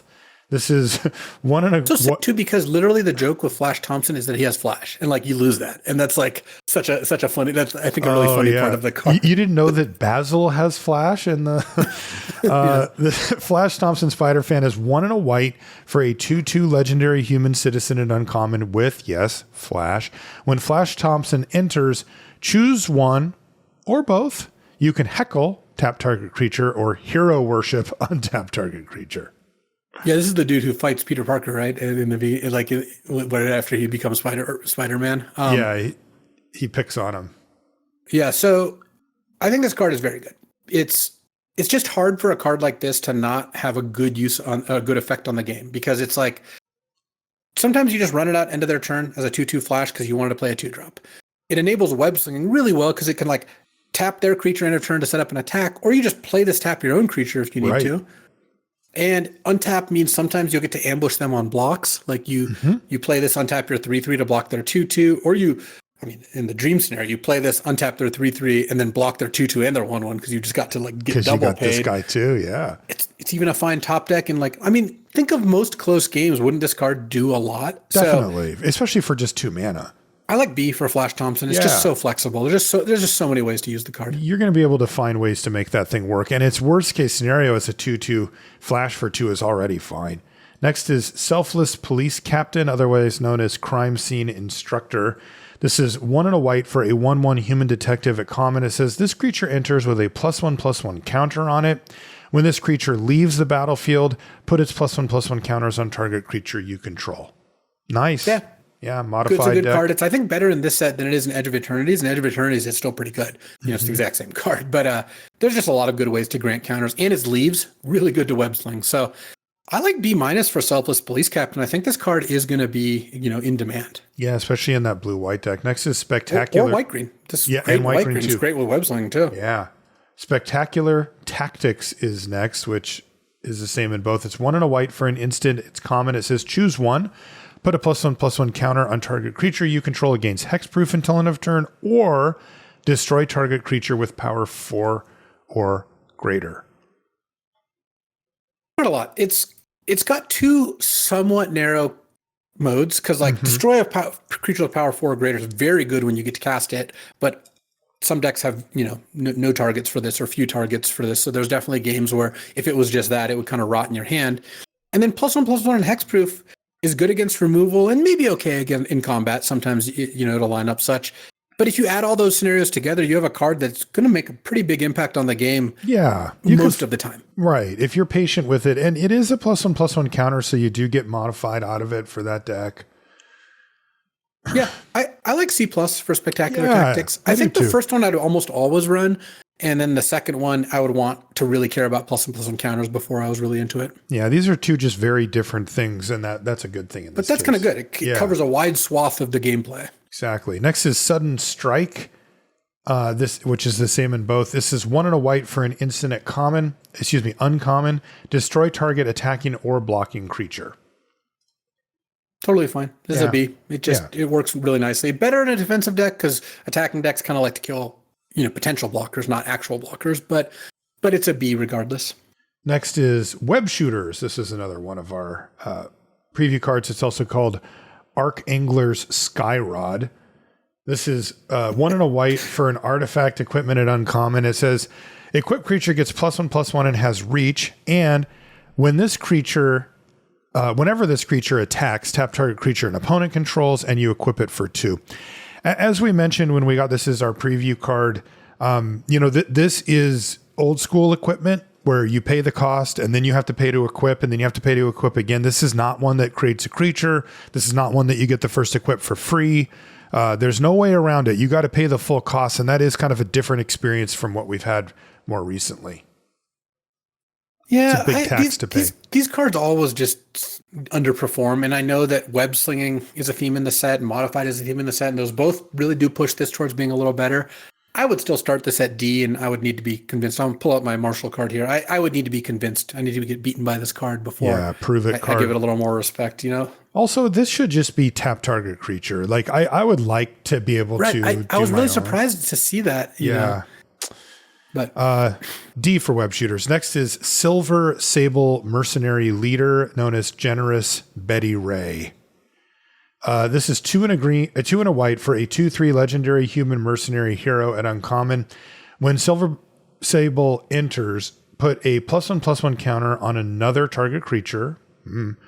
And whenever Silver Sable attacks, target modified creature you control gains lifelink until end of turn.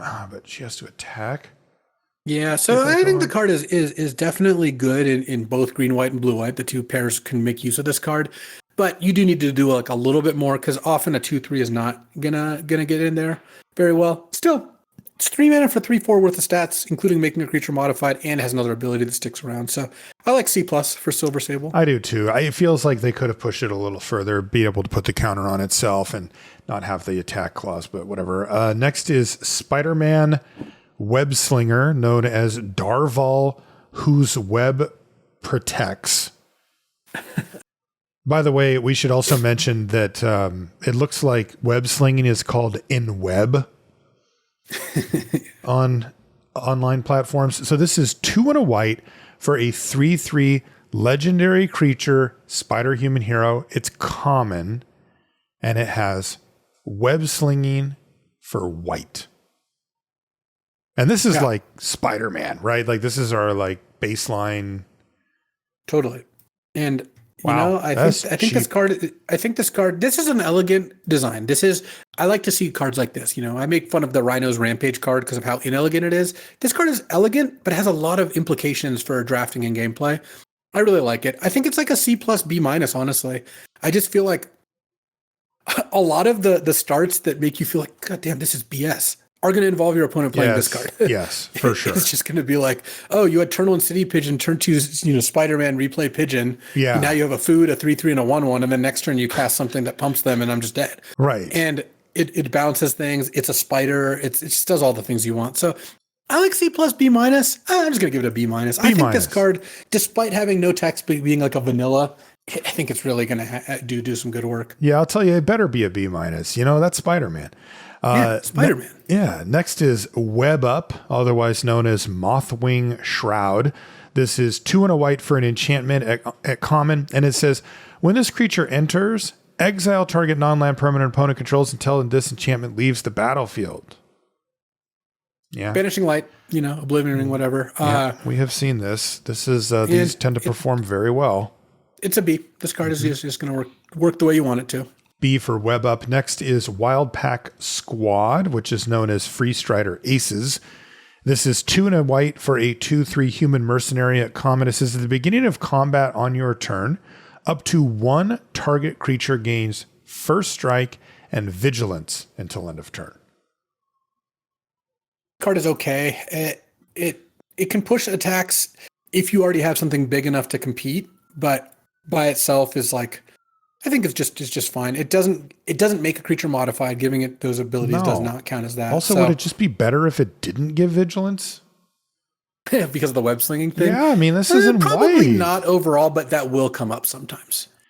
Wow, so that is a I like weird D choice. for Wild Pack Squad. I've seen it in play a couple times now, and it hasn't really seemed amazing. Let me sling the webs, please. Daily Bugle Reporters, known as Principled Referee, is 3 and a white for a 2/3 human citizen at common, and it says, when this creature enters, choose 1. You can do a puff piece, which is put a +1/+1 counter on each of up to 2 target creatures. Or you can do investigative journalism. That's really, I thought I was going to say hit piece. Return target creature card with mana value 2 or less from your graveyard to your hand. Wow. That's really nice, man. These are good. And it can target itself. So you just, as long as you have more creatures in your deck, one or both of the abilities are going to be good, and you can choose which one.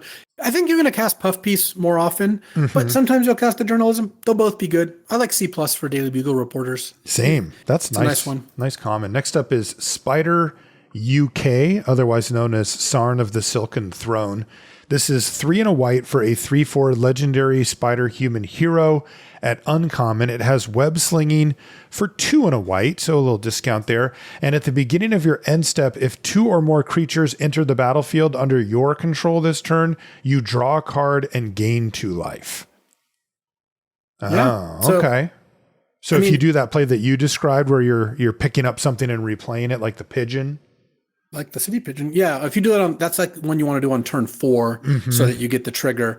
I mean, I think this card is just really good. Even if it didn't have the web slinging, if your opponent played this, you would feel like you were under a significant amount of pressure to deal with it, because otherwise they're going to play. It's going to be exactly like the second spell things, where if they can chain 2 creatures, gain 2 and draw a card, the chances they do it the next turn go up a pretty good amount. Yeah, for sure. The gaining 2 life is nice too. Plus, if this is working, you are playing to the board. You're putting a bunch of stuff into play. So I feel like it's not like you're falling behind on that metric either. So I just like B for Spider UK. I think the card is good. B for Spider UK. Next is Daily. Sorry, I already did that one. Here it is Starling Aerial Ally, which is known as Etzli of the Thousand Moons. This is 4 and a white for a 3/4 legendary human hero It's common. It's got flying. So 5 mana, 3/4 flying. And when it enters, another target creature you control gains flying until end of turn. Not a web slinging enabler because it costs so much mana. Yeah, not at all. It's also fine. I would say this is probably like a C. Like if you put one of these in your deck, I mean, that's the top of your curve. Like imagine you play this, you get to hit them for 3 that you wouldn't have otherwise, and then you have a 3/4 flyer. Seems okay. Yeah, C for Starling Aerial Ally. That'll bring us to blue. Our first card is called Secret Identity. In both sets, it is blue for an instant at uncommon. It says choose one. You can conceal, which is until end of turn, target creature you control becomes a citizen with base power and toughness 1/1 and it gains hexproof. That's pretty cool. Or you can reveal, which is until end of turn, target creature you control becomes a hero with base power and toughness 3/4 and gains flying and vigilance. That is an absolutely amazing card design right there. And a nice little throwback, little reference to Unearth or Unmask rather in the art. Oh yeah. Oh, this is really cool. By RK Post too. So the artist of that. It all came together. Secret Identity. Yeah. Well done, everybody. Yeah, this is really cool. Really cool card. I don't know how good it is. I had it in a blue-black deck and it never played out that well. If you have a lot of creatures in your deck, 1 mana giving something hexproof is pretty nice. And then sometimes you're gonna like go to the air with the reveal, hit them for 3, though it's never going to be more than 3 unless they have counters on it, which case it would be. Or win a combat, your 2/2 becomes a 3/4 to beat their 3/3. Yeah, I mean, overall, it's probably good if you have a lot of creatures in your deck. Like in a blue-white deck, it's probably nice because you're going to stack up on some counters on a modified creature, which makes the reveal part better, and it also just protects them because they're going to go after your creatures. So I bet this is like a C+ in blue-white and probably like a C- in blue-black. I don't think blue-black is as interested. Yeah, the only thing really holding it together is just the single blue mana. That makes it plausible at all. Next is Flying Octobot, known as Vexed Bots. This is 1 and a blue for a 1/1 artifact creature robot villain at uncommon. It's got flying, and it says whenever another villain you control enters, put a +1/+1 counter on this creature. Wow, they really had to cap this. This ability triggers only once each turn. Yeah, you couldn't get 2 counters out of it, you know. If you cast 2 villains. Wow, the mana system plus creature types doesn't stop that rampant problem. This is an example of where I really don't like that text. I don't like that text to begin with, honestly. I think the card's great. I would give it a B. I think that it's just easy to play a lot of villains. Totally. It's going to be better in blue-black. It's kind of a blue-black card more than a blue-white card. Blue-white has heroes, not villains, or at least the white part does.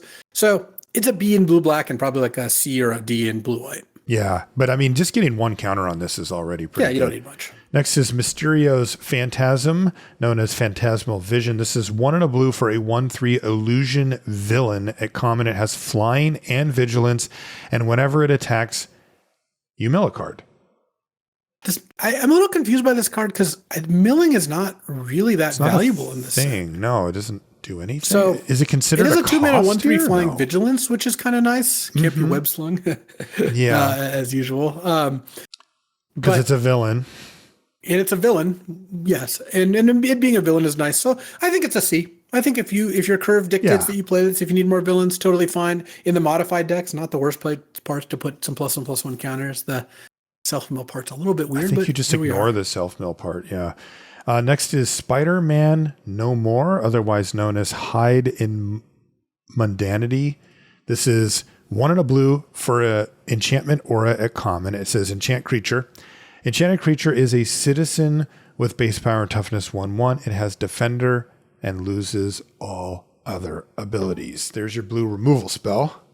And defender's nice because they can't web sling it back. Though I did have an opponent tap it with supportive parents and then web sling it back, and I was like, oh, that's really annoying. Yeah, these cards are okay. I always think that they end up playing out worse than what people think. So I would be inclined to give this probably like a C-. D if you need it as a removal spell, it's fine, but I don't like it too much. These are really decent as tempo plays, and they fall apart pretty quickly if it's like your long-term plan to have the creature done, because they can usually find something at some point.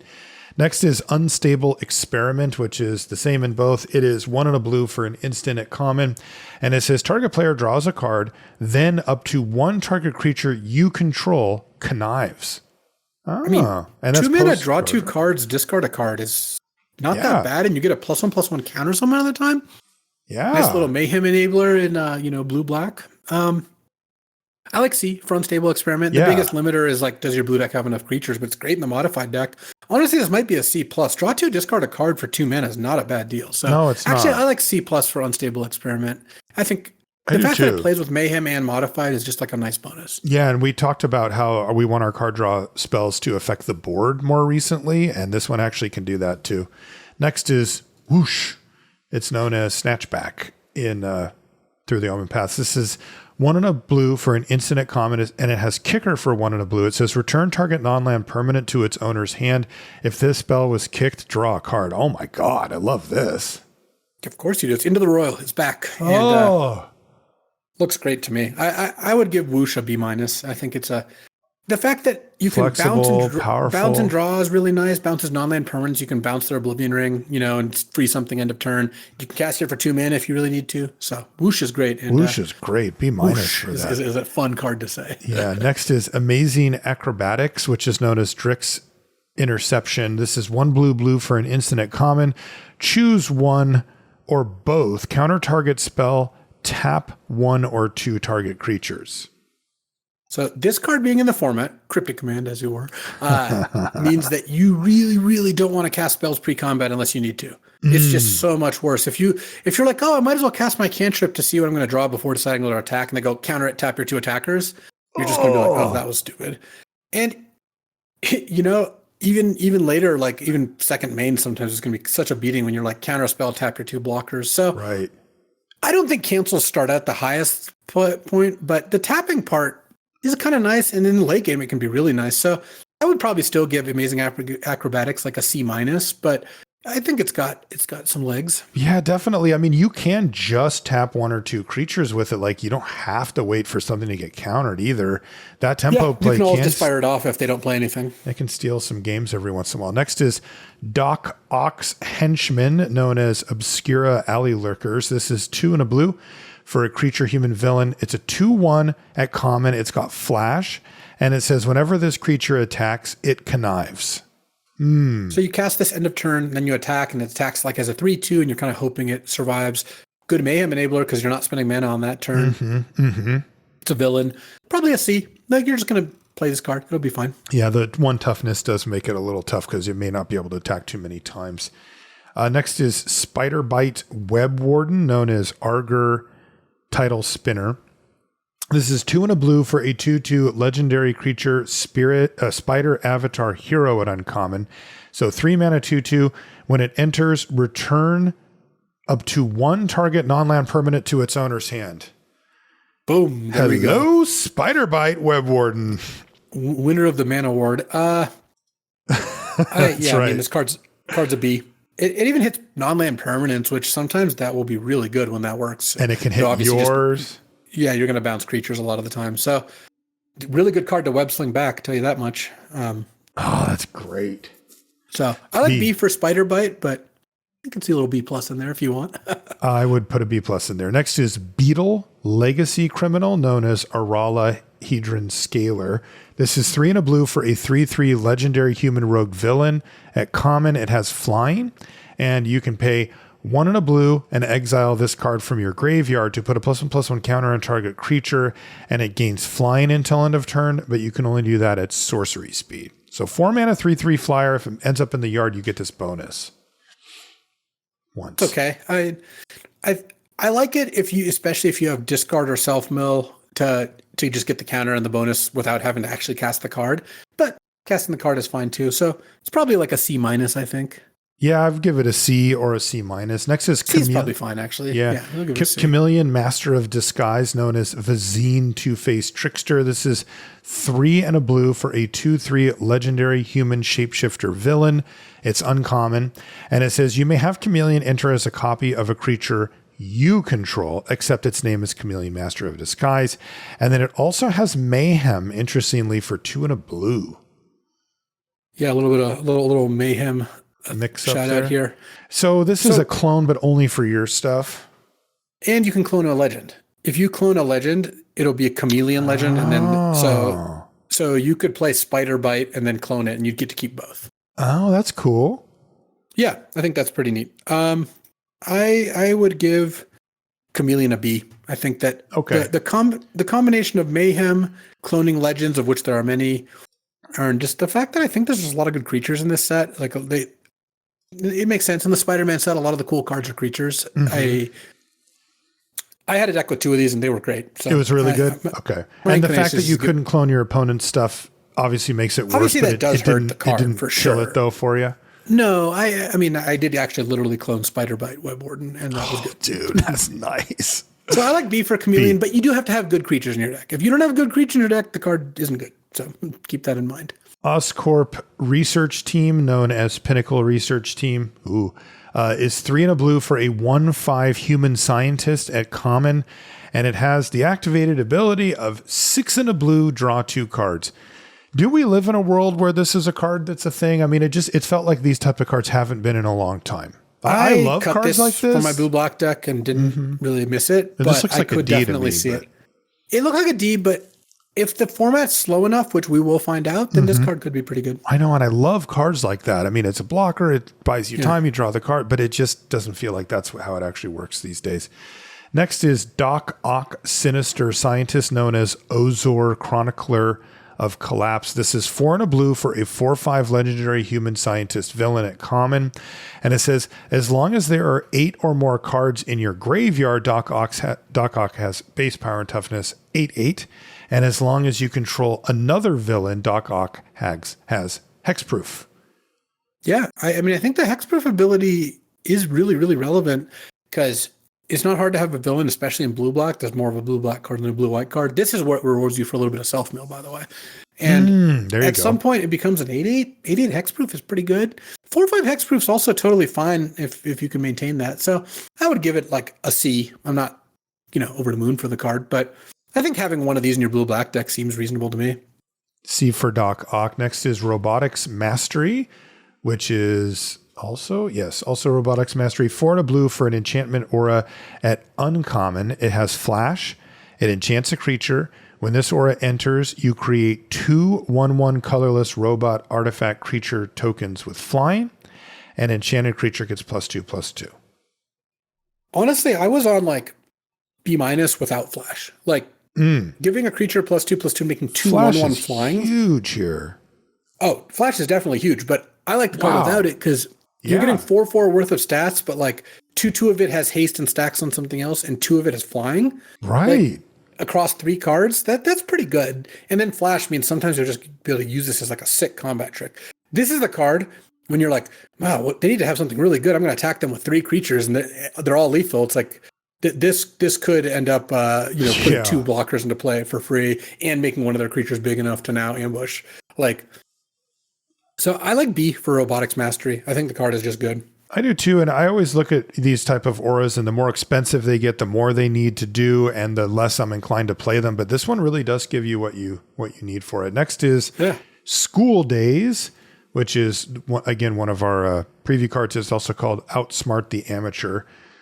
This is 3 blue for an instant and uncommon. It says choose one: do homework, which is draw 3 cards, or fight crime, which is counter a spell and still draw a card. Cryptic commands they need in the set. Yeah, there's a ton of them. This is more like a Mystic Confluence. The card looks great. I would give this probably like a B+. I would too. You described the play pattern of just when you have the 5th mana, you just say go, and there's just nothing bad that can happen. If they don't do anything, you're drawing 3. If they do, you're probably countering and drawing. You're probably happiest if you counter draw rather than draw 3, because counter draws is +1 card instead of +2 cards overall. But they spent their whole turn, hopefully, if they play a 5-drop or something that big turn. Tempo hit. Yeah, I mean, I like B+ for School Days. For School Days. Last blue card is called Madam Web Clairvoyant, or Ulk's Mouth to Many Eyes. This is 4 blue. They have a guy who looks like Bane on the Omenpaths card. I see that. They're just the IPs are just crashing together. Madam Web. She is 4 blue for a 4/4 legendary mutant advisor at uncommon. It says you may look at the top card of your library anytime. You may cast spider spells and non-creature spells from the top of your library, and whenever you attack, you may mill a card. Oh, that's a cool card. 6 mana 4/4 is a little tough, but that's the kind of card that if you can untap with this, you can probably just kind of go off, right?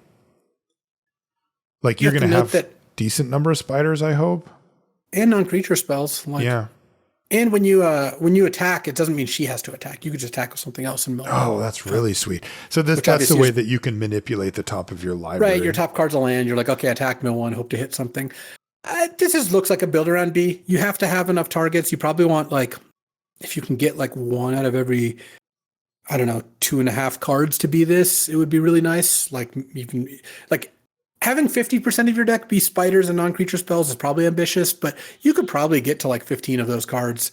You know, you play 10 removal spells and 5 spiders or whatever, 10 non-creature spells and 5 spiders. So I would want something along those lines before I'm really interested in the card, because it is a 6-mana card that doesn't have any sort of protection, but it's a good card if it works. Yeah, it does seem like the type of card that could take over the late game pretty easily, but it is expensive and relatively fragile for its cost.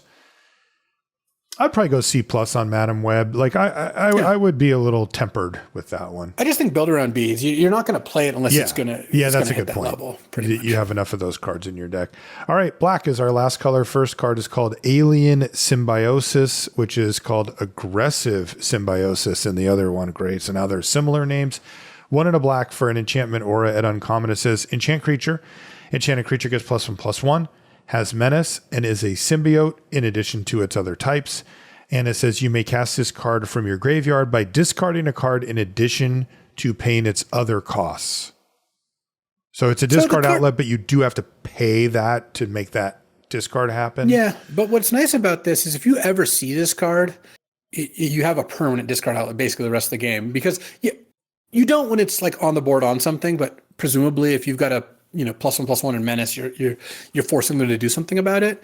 And then if this is sitting in your graveyard, it's like they're not killing it. It's not going away. Maybe they exile out of your graveyard, but it's a pretty consistent, outlet. Whereas like, let's say you play a creature that lets you discard and they kill it, well, your outlet's gone. This kind of sticks around.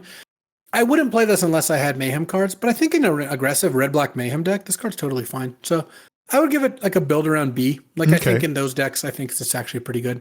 Yeah, nice little tempo hit too. Next is Common Crook. It's called that in both sets. It's 1 and a black for a 2/2 human rogue villain at common, and when it dies, you create a treasure token. I would give it a C+. The fact that it's a villain is just like a little bit of nice upside. That does matter. Yeah, when we got this for our preview, we didn't know that the villain part would matter, but it definitely does. C+ for Common Crook. Next is Merciless Enforcers, which is the same in both sets as well. This is 1 and a black for a 2/1 human mercenary villain. And this thing is common and it's a lifelinker, and you can pay 3 and a black to have it deal 1 damage to each opponent. 2 mana, 2/1 lifelink, and drain them for 1 for 3 and a black. Yeah, I would give this a C+ as well. Yeah, that's kind of cool. You play this early and you trade off, you're up 2 life, great. And you play it late, like they have to deal with it. It's so annoying to just be drained out here. So I like C+ for Merciless Enforcers. It's a good card. That's a good 2-drop for common. Next is Scorpion's Sting, which is also the same in both sets. This is 1 and a black for an instant. This is common. And it says target creature gets -3/-3 until end of turn. Scorpion Sting bad. Oh yeah, that's a B. Just a great removal spell. Really good removal spell for just 2 mana instant speed. Next is Risky Research, known as Clandestine Work. This is 2 and a black for a sorcery at common. It says surveil 2, then draw 2 cards. You lose 2 life. Wow, you could see a lot of cards there. Typically, we haven't been super high on these kind of cards recently, like Decode Transmissions and Edge of Eternities was like kind of just medium. But one of my decks was like red-black and had 3 of these, and then the other red-black deck had 2 of these, and I had a lot of removal spells each time, and these actually played pretty well, just how the games were. So I'm going to start this at C. I'm not saying this card's great, but I would have maybe given it like a D+, C-. And I'm just going to give it a C, and honestly, it might be a C+. If you need card draw, you need card draw. So I like Risky Research. Seems good to me. Yeah, and you're getting through 4 cards. I mean, that's a lot of your remaining deck by the time you actually start casting that type of card. Next is Sandman's Quicksand, known as Miasmic Mist. This is 1 black for a sorcery at uncommon. It has Mayhem for 3 and a black, so it actually costs more. And it says all creatures get -2/-2 until end of turn. If this spell's Mayhem cost was paid, creatures your opponents control get -2/-2 instead. I really just haven't seen a 2 damage sweeper be good and limited in like 5 years. It's been forever since those have been good. I think the stat inflation is just out of control. I don't mean out of control. I just mean it's gotten to the point where we're getting 2 mana 2/3s and 3 mana 3/3s and 4 mana 3/4s and 4/4s all over the place. People aren't paying 3 mana, much less 4 mana for a 2 toughness creature very often. So no way. I wouldn't give this a D. I don't think you should put this card in your deck. Yeah, it feels like, they caught up to the other more narrow effects because of Best of One being kind of the primary mode now, where like they're tacked onto other things or they have cycling and stuff. But these, infest type cards, they haven't. And this feels like a sideboard card. Like, bring this in against the deck where it's really good. And otherwise, you don't even want to touch it. Next is Swarm Bean of Bees, known as Wekdu Midnight Hunter. This is 2 and a black for a 2/2 legendary insect villain at common. This one has flash, flying, and mayhem for black. Just a single black mana. Don't really want this in my deck unless I'm mayheming, but it's really good if you are. 1 mana for a 2/2 flyer is pretty sick. And it's got flash, so you can mayhem on their turn if you have an instant speed discard outlet. Because you're still casting it from your yard. Yeah, that's cool. Yeah, so I like C+ for Swarm. Okay. I think if you're doing the mayhem thing. Otherwise, it's kind of like a C-. Man, there are so many legends. Next is the Spots Portal, known as Remorseless Coup. This is 2 and a black for an instant uncommon. It says put target creature on the bottom of its owner's library. You lose 2 life unless you control a villain. Wow. Removal. Honestly, you're not going to lose a life that often in a black deck. So that's a nice one. I'll just give this a B. Just really, really good removal. Next up is Tombstone Career Criminal, known as Nil Vessel of Valgavoth. This is 2 and a black for a 2/2 legendary human villain at uncommon. And it says, when Tombstone enters, return target villain card from your graveyard to your hand. Villain spells you cast cost 1 less to cast. I love this card. I think this card's like a B+. It's a 3 mana 2-for-1 that puts a villain into play and gets you another villain back. And then it makes your cards cheaper. So it's actually like pretty good in play too. Without the 1 less to cast, it'd just be a B, but I think that actually bumps it to a B+ because it also is just randomly giving you mana, turn over turn as you cast your villain. So many villains around. I mean, in the right is just deck, like a free square. Right. Like it did feel like if you're blue-black, you could have 14 villains in your deck very easily. It might just say return target creature in most of your decks and makes your creatures cheaper. That's great. Next is Venomized Cat, known as Bane-marked Leonin. This is 2 and a black for a 2/3 symbiote cat villain. It's common. It has Death Touch, and when it enters, really mill 2 cards. We've seen one card that cared about milling. We're going to find another one in a second with Prison Break here, and then another one with like Venom. So there's like a couple things, but 3 mana 2/3 Death Touch and a villain. This is a C. You're just not going to be unhappy to put this card in your deck. Next is Inner Demons Gangsters, known as Chaldaya Brawlers. This is 3 and a black for a 3/4 human rogue villain at common. Has activated ability, discard a card. This creature gets +1/+0 and gains menace until end of turn. Activate only as a sorcery. I like this card in red-black a lot. I just think that you're going to get enough value out of the mayhem, being an enabler for mayhem, and it hits pretty nicely. It's a villain, 4 toughness, often going to hit for 4. You can also discard 3 cards and attack them for 6 if you really want to. If it comes down to it. So I like this. I mean, I would call Inner Demons Gangsters a C. It's just kind of the definition of filler, but so far I've found it to be good in red-black. Yeah, there's enough enabling happening there to get it to that C level. Next is Scorpion Seething Striker, known as Scorvus Ames Crime Lord. This is 3 and a black for a 3/3 legendary scorpion human villain at uncommon. It's got Death Touch, and it says at the beginning of your end step, if a creature died this turn, target creature you control connives. Okay, solid. Like if you connive once, you're already like kind of ahead of the game, and a 3/3 Death Toucher is gonna trade for something, Yeah. So, and because it doesn't have to be in play when the creature dies, like you can attack, trade, and then play it. And web slinging, which doesn't really overlap with black too much. Let's say you're blue black or something. I guess you attack and they block because they fear you'll web sling. There's not that many blue web slingers, though. I don't even know how many there are. It didn't look like very much, almost none, I think. In any case, ignore the web sling part because the fact that there's only 2 color pairs with black actually does make that less likely. But just in general, creatures are going to go to the graveyard at a decent clip. So I would give C+ to Scorpion. Yeah, I think so. 3/3 Death Touch for 4 is already fine. Next is Prison Break, known as also Prison Break. 4 and a black for a sorcery at uncommon. Return target creature card from your graveyard to the battlefield. Your graveyard, by the way, with an additional +1/+1 counter on it, and you can mayhem this thing for 3 and a black. About this is not only are you getting slightly better than the original creature, so it kind of justifies the mana you're spending. Mm-hmm. Mayhem decks have discard outlets. Discard outlets work well with reanimates, Sure.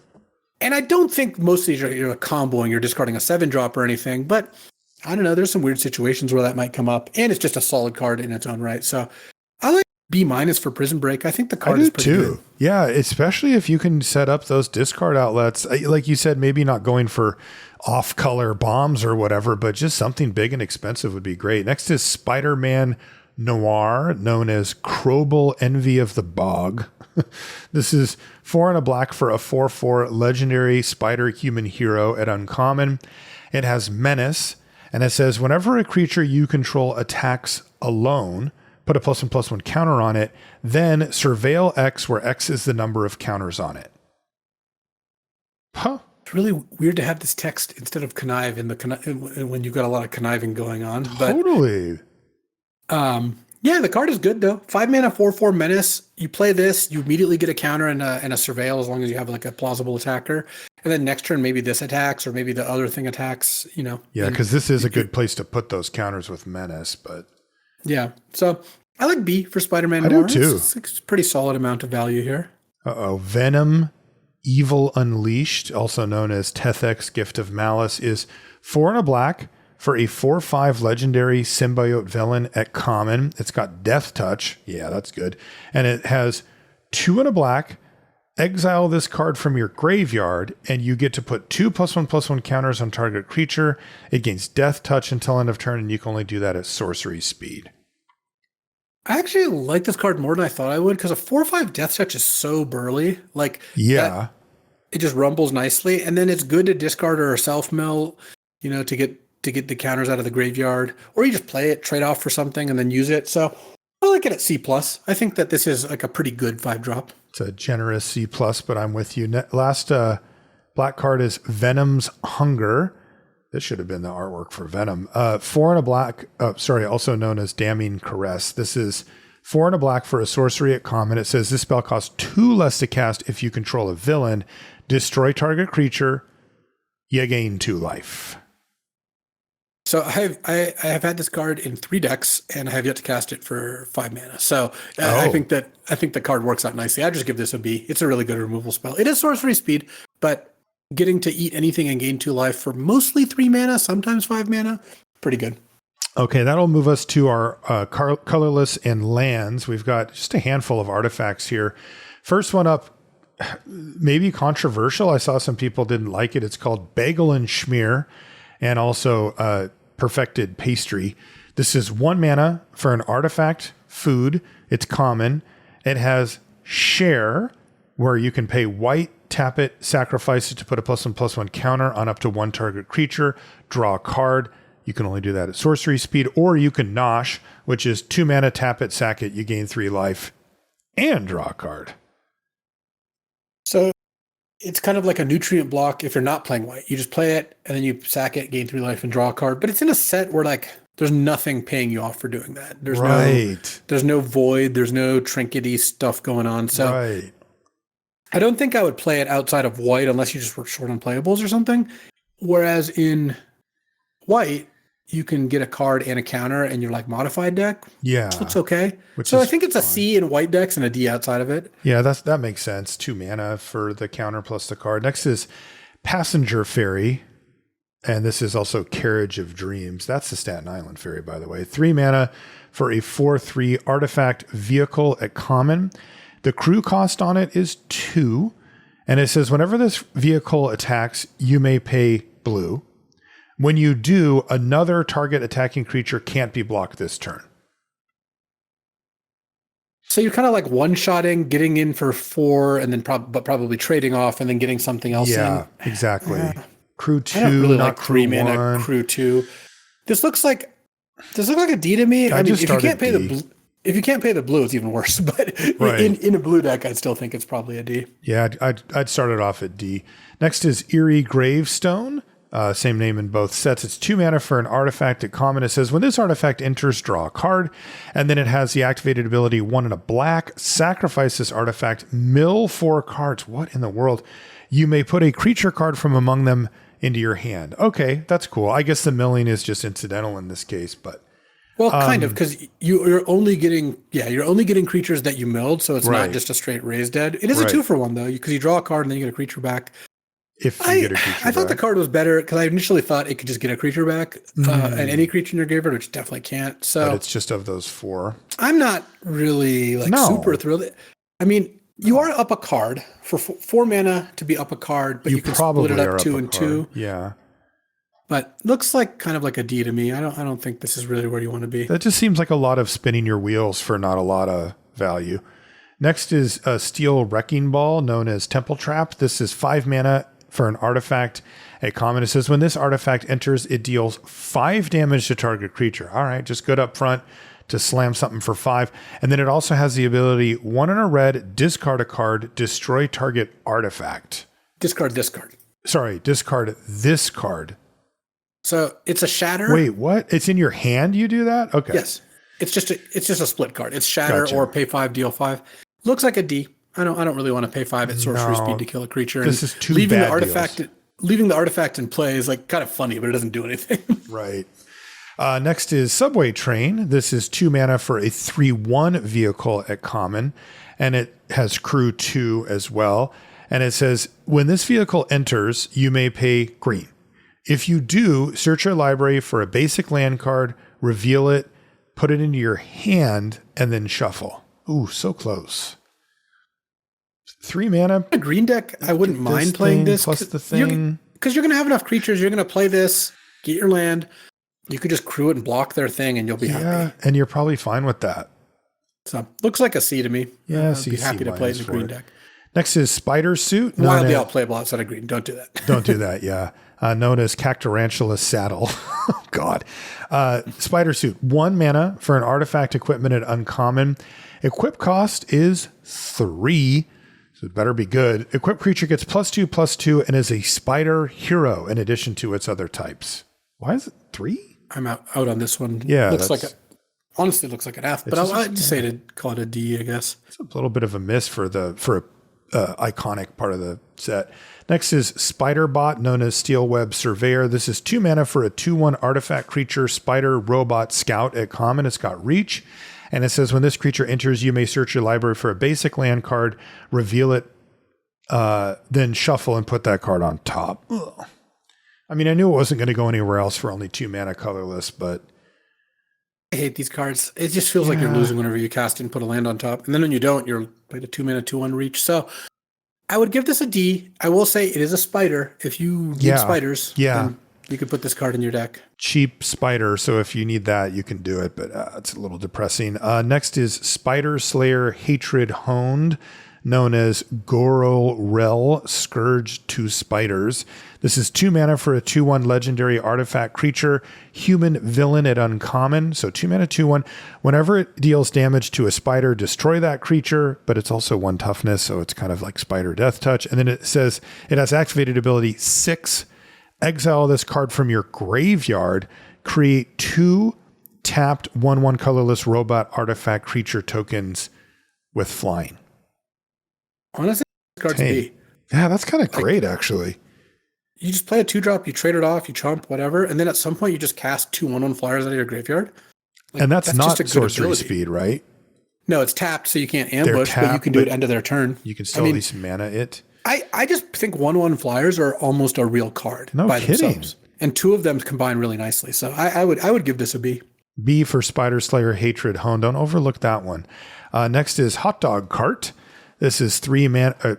known as Treat Trolley. This is 3 mana for an artifact at common. It taps to add 1 mana of any color, and when it enters, you create a food token. I really think this is the set for this.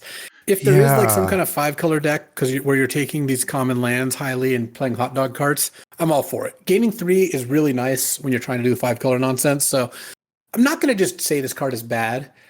I think there's maybe a place for it. I think it is like a D on its face, but I'm interested in becoming a hot dog cart purveyor, and no we'll see kidding. I was going to say empire. I don't like it, but I love it. Exactly. Next is Mechanical Mobster, which is known as Data Scrubber. This is 3 mana for a 2/1 artifact creature human robot villain. It is common, and it says when this creature enters, exile up to 1 target card from a graveyard. Target creature you control connives. Too expensive to be a good mayhem outlet. It does modify have something. Flashback in it at some point. Like seriously, there's so much mill and like mill and exiling and all. Yeah, right. And it's like there's like 3 cards that care about it. Bizarre. I mean, this card's probably like a C, because like if you just play it, you just loot once and you get a counter out of it. Like that's just I guess bad. Maybe like a C-. I guess a body that gives you a connive attached to it is probably worth something. C- for Mechanical Mobster. Next is News Helicopter, known as Opulent Valet. This is 3 mana for a 1/1 flying artifact construct at common, and when it enters, you get a 1/1 human citizen token that's green and white. Really good to web sling this. It's got flying. It has an ETB. Like it's what you want to do. 3 mana for 2 creatures, one of which has flying. Not so bad. I would give this a C. I think this card is going to get played pretty often. I believe it. Spider-Mobile, known as Scuttling Spider Coach. This is 3 mana for a 3/3 vehicle. It's an artifact, obviously. It is uncommon. It has Trample and Crew 2 yet again. Whenever this vehicle attacks or blocks, it gets +1/+1 until end of turn for each spider you control. Could it be a big smasher? I mean, if it's 5. The thing is, I think it's not that hard to have a spider in play, but I don't think you're going to have 3 spiders in play very often. So I wonder if they could have made the crew like any spider can crew it or some. Yeah, so I would give this a D, but I could see decks where it goes a little better than that. Yeah, the vehicles with Crew 2 are prove-it cards. Like, they really need to do something special to make the cut. Next is Living Brain, Mechanical Marvel, known as Error 9 Viral Node. It's 4 mana for a 3/3 legendary artifact creature robot villain. It is uncommon. It says at the beginning of combat on your turn, target non-equipment artifact you control becomes an artifact creature with base power and toughness 3/3 until end of turn. Untap it. That doesn't really seem like the set for this. Even if you've got like a food or something and you're just like sending for 3, it's just till end of turn. This kind of looks like an F to me. I don't know. Yeah, I guess we'll go D on Living Brain. Sure. I guess a 4 mana 3/3 that could have an ability is not an F, but it just doesn't look good. So I think D is good on that. So, and then there's a cycle of dual lands, 1 for each pair. So the first one is called University Campus on both sets, and it is a common land that enters taps for blue or white, and it has an activated ability. You can pay 4 mana, tap it to surveil 1. Sure. Yeah, and so there's the 5 allied ones of these. They all have the same names in both. And they all surveil 1 for 4. Okay. They're all exactly ETB, tap for the 2 colors, 4 tap, surveil 1. These are good. I mean, I just am always a fan of playing these duels without the ability just to tap 2-color land in my 2-color decks. Me too. I just want to draw one of these in 2 swamps instead of 3 swamps some of the time. Right. And then the 4 tap surveil 1, it's like, again, you're not going to activate it that many times, and especially not in games where things are going well, but the game can get to the point where like getting a surveil or 2 out of your land could be the difference between drawing 1 or 2 extra good spells. I mean, when you have 9 mana in play and you're surveilling 1, it's a big deal. Like, it's usually the difference between finding an actual spell. I would draft these at about the B- level in general. Yeah. Like, I think they are better than your average common. It's just important to have them. And there's those 5, plus there's Evolving Wilds. It's called Vibrant Cityscape in both sets. It's just straight up Evolving What about Wilds. Daily Bugle Building? Oh, I was going to get to that, but I wanted to talk about the. Okay, you just got to be careful because Jeff, he'll do them in order. But go ahead. Oh, okay, yeah. Sorry. You're good. You're good. Daily Bugle building. Mm-hmm. It's a land. It's uncommon. You mean Fearsome Ridgeline? I guess I do. You tap it for a colorless, 1 tap at a mana of any color, so it's a Shimmering Grotto. Mm-hmm. And you have Smear Campaign, 1 tap, target legendary creature gains menace, which is really good flavor as a sorcery. And you target it. Yeah, you make something into a public menace. I don't think that part's very good, but that plus the Evolving Wilds plus the 5 duels, maybe there's some kind of 5-color deck to be brewed here. Mm-hmm. But I would say that the duels are about a B-, the Evolving Wilds is about a C+, and the Daily Bugle building is probably like a D, unless you really need the 3 colors and maybe the menace thing. So that's about where I'd land on those. And Vibrant Cityscape is just straight up Evolving Wilds. Straight up Evolving Wilds. There's no sacrifice it, search your library for basic cool, taps. I like the art a lot. Nice. Yeah, that's Manhattan, all right. Very cool. That's it, Luis. Yeah, short, small set. Easy mode for us compared to the 5-hour behemoths we're used to here. I mean, yeah, I don't know. This set has me feeling very conflicted on many levels. On one hand, I am genuinely bummed. You were right. I would much rather see these cards with Spider-Man on them when I play online than the alternate versions, which looked a little, they looked a little phoned in, like not, I don't mean that as like some major insult, but they're just kind of, they feel like very generic, I think the biggest thing is cards were all designed to fit perfectly on Spider-Man cards, which they generally did. There are a lot of great flavor fits. I think they kind of knocked it out of the park, which means that when you then have to retread those and do and put a like a kind of generic Magic skin, which also like the whole thing is like Through the Omenpaths, it's just cards from all sets, whatever fits closest. It's going to be less cohesive. It's just going to be less cool. It just is less cool. And, there's a reason they're doing Universes Beyond. It makes the sets cooler in a lot of cases, So yeah. I like Spider-Man. These are constraints they have to work with. I'm not saying that they made a bad decision. I do think the Spider-Man cards are cooler. I wish we were playing with them, but it is what it is. Yeah, it's not really about finger pointing. It's more just about like, I'm the end consumer and the things that I'm saying are true about my experience, regardless of what their origins were or who was in control or who said no or whatever. Totally. But they did nail a lot of the stuff here. I'm really excited to see the rares and mythics next week, because I think that they're going to take the gloves off for some of the really iconic stuff. And I don't know, there comes a moment, right, when you take on one of these alternate IPs where it's like, okay, we're going to design the Spider-Man card, or we're going to design the Venom card or whatever. And it's a mythic rare, whatever, go nuts, like make it exactly what you think you do. You can make some weird stuff up for it or whatever. And I'm always excited to see how top-down designs like that translate into our game. Let's call it a show there, Luis. That's going to do it for this one.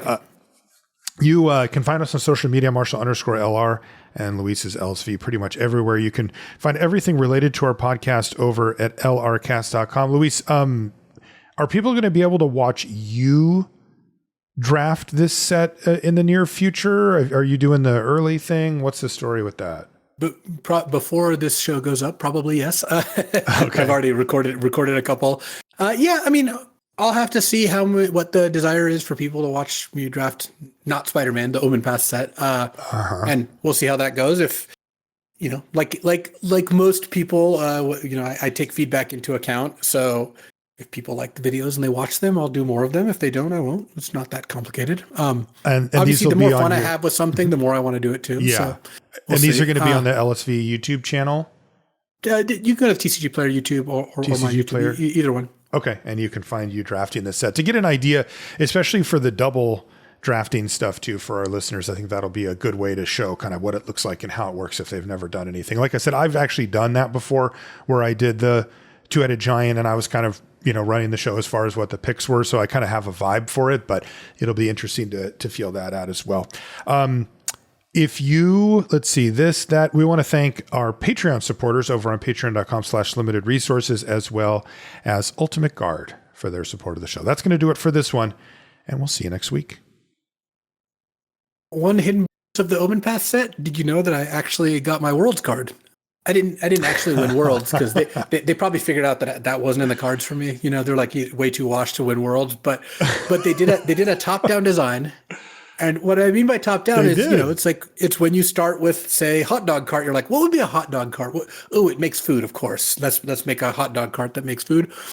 So I want to present to you Luis Pompous Pillager. That is. By the way, this is real. He's not joking right now. Yeah, you know, Jeff, if you want to do me a solid and throw the Omenpaths version on the screen, then that would be awesome. But Yeah. it is the Omenpaths version of Morlun, Devourer of Spiders. We're going to go over it next week in the rare set review. Funnily enough, I've had this card twice in the 3 drafts I did, or 4 drafts I did. Really good card. I don't know why they had to make it pompous, though. Like, did they have to make it, you know, Pillager? Sure, I'll take that. You know, it's me, it's Luis, it's a villain. All right, I'll take that, I guess. But pompous, did it have to be? It had to be. It definitely had to be.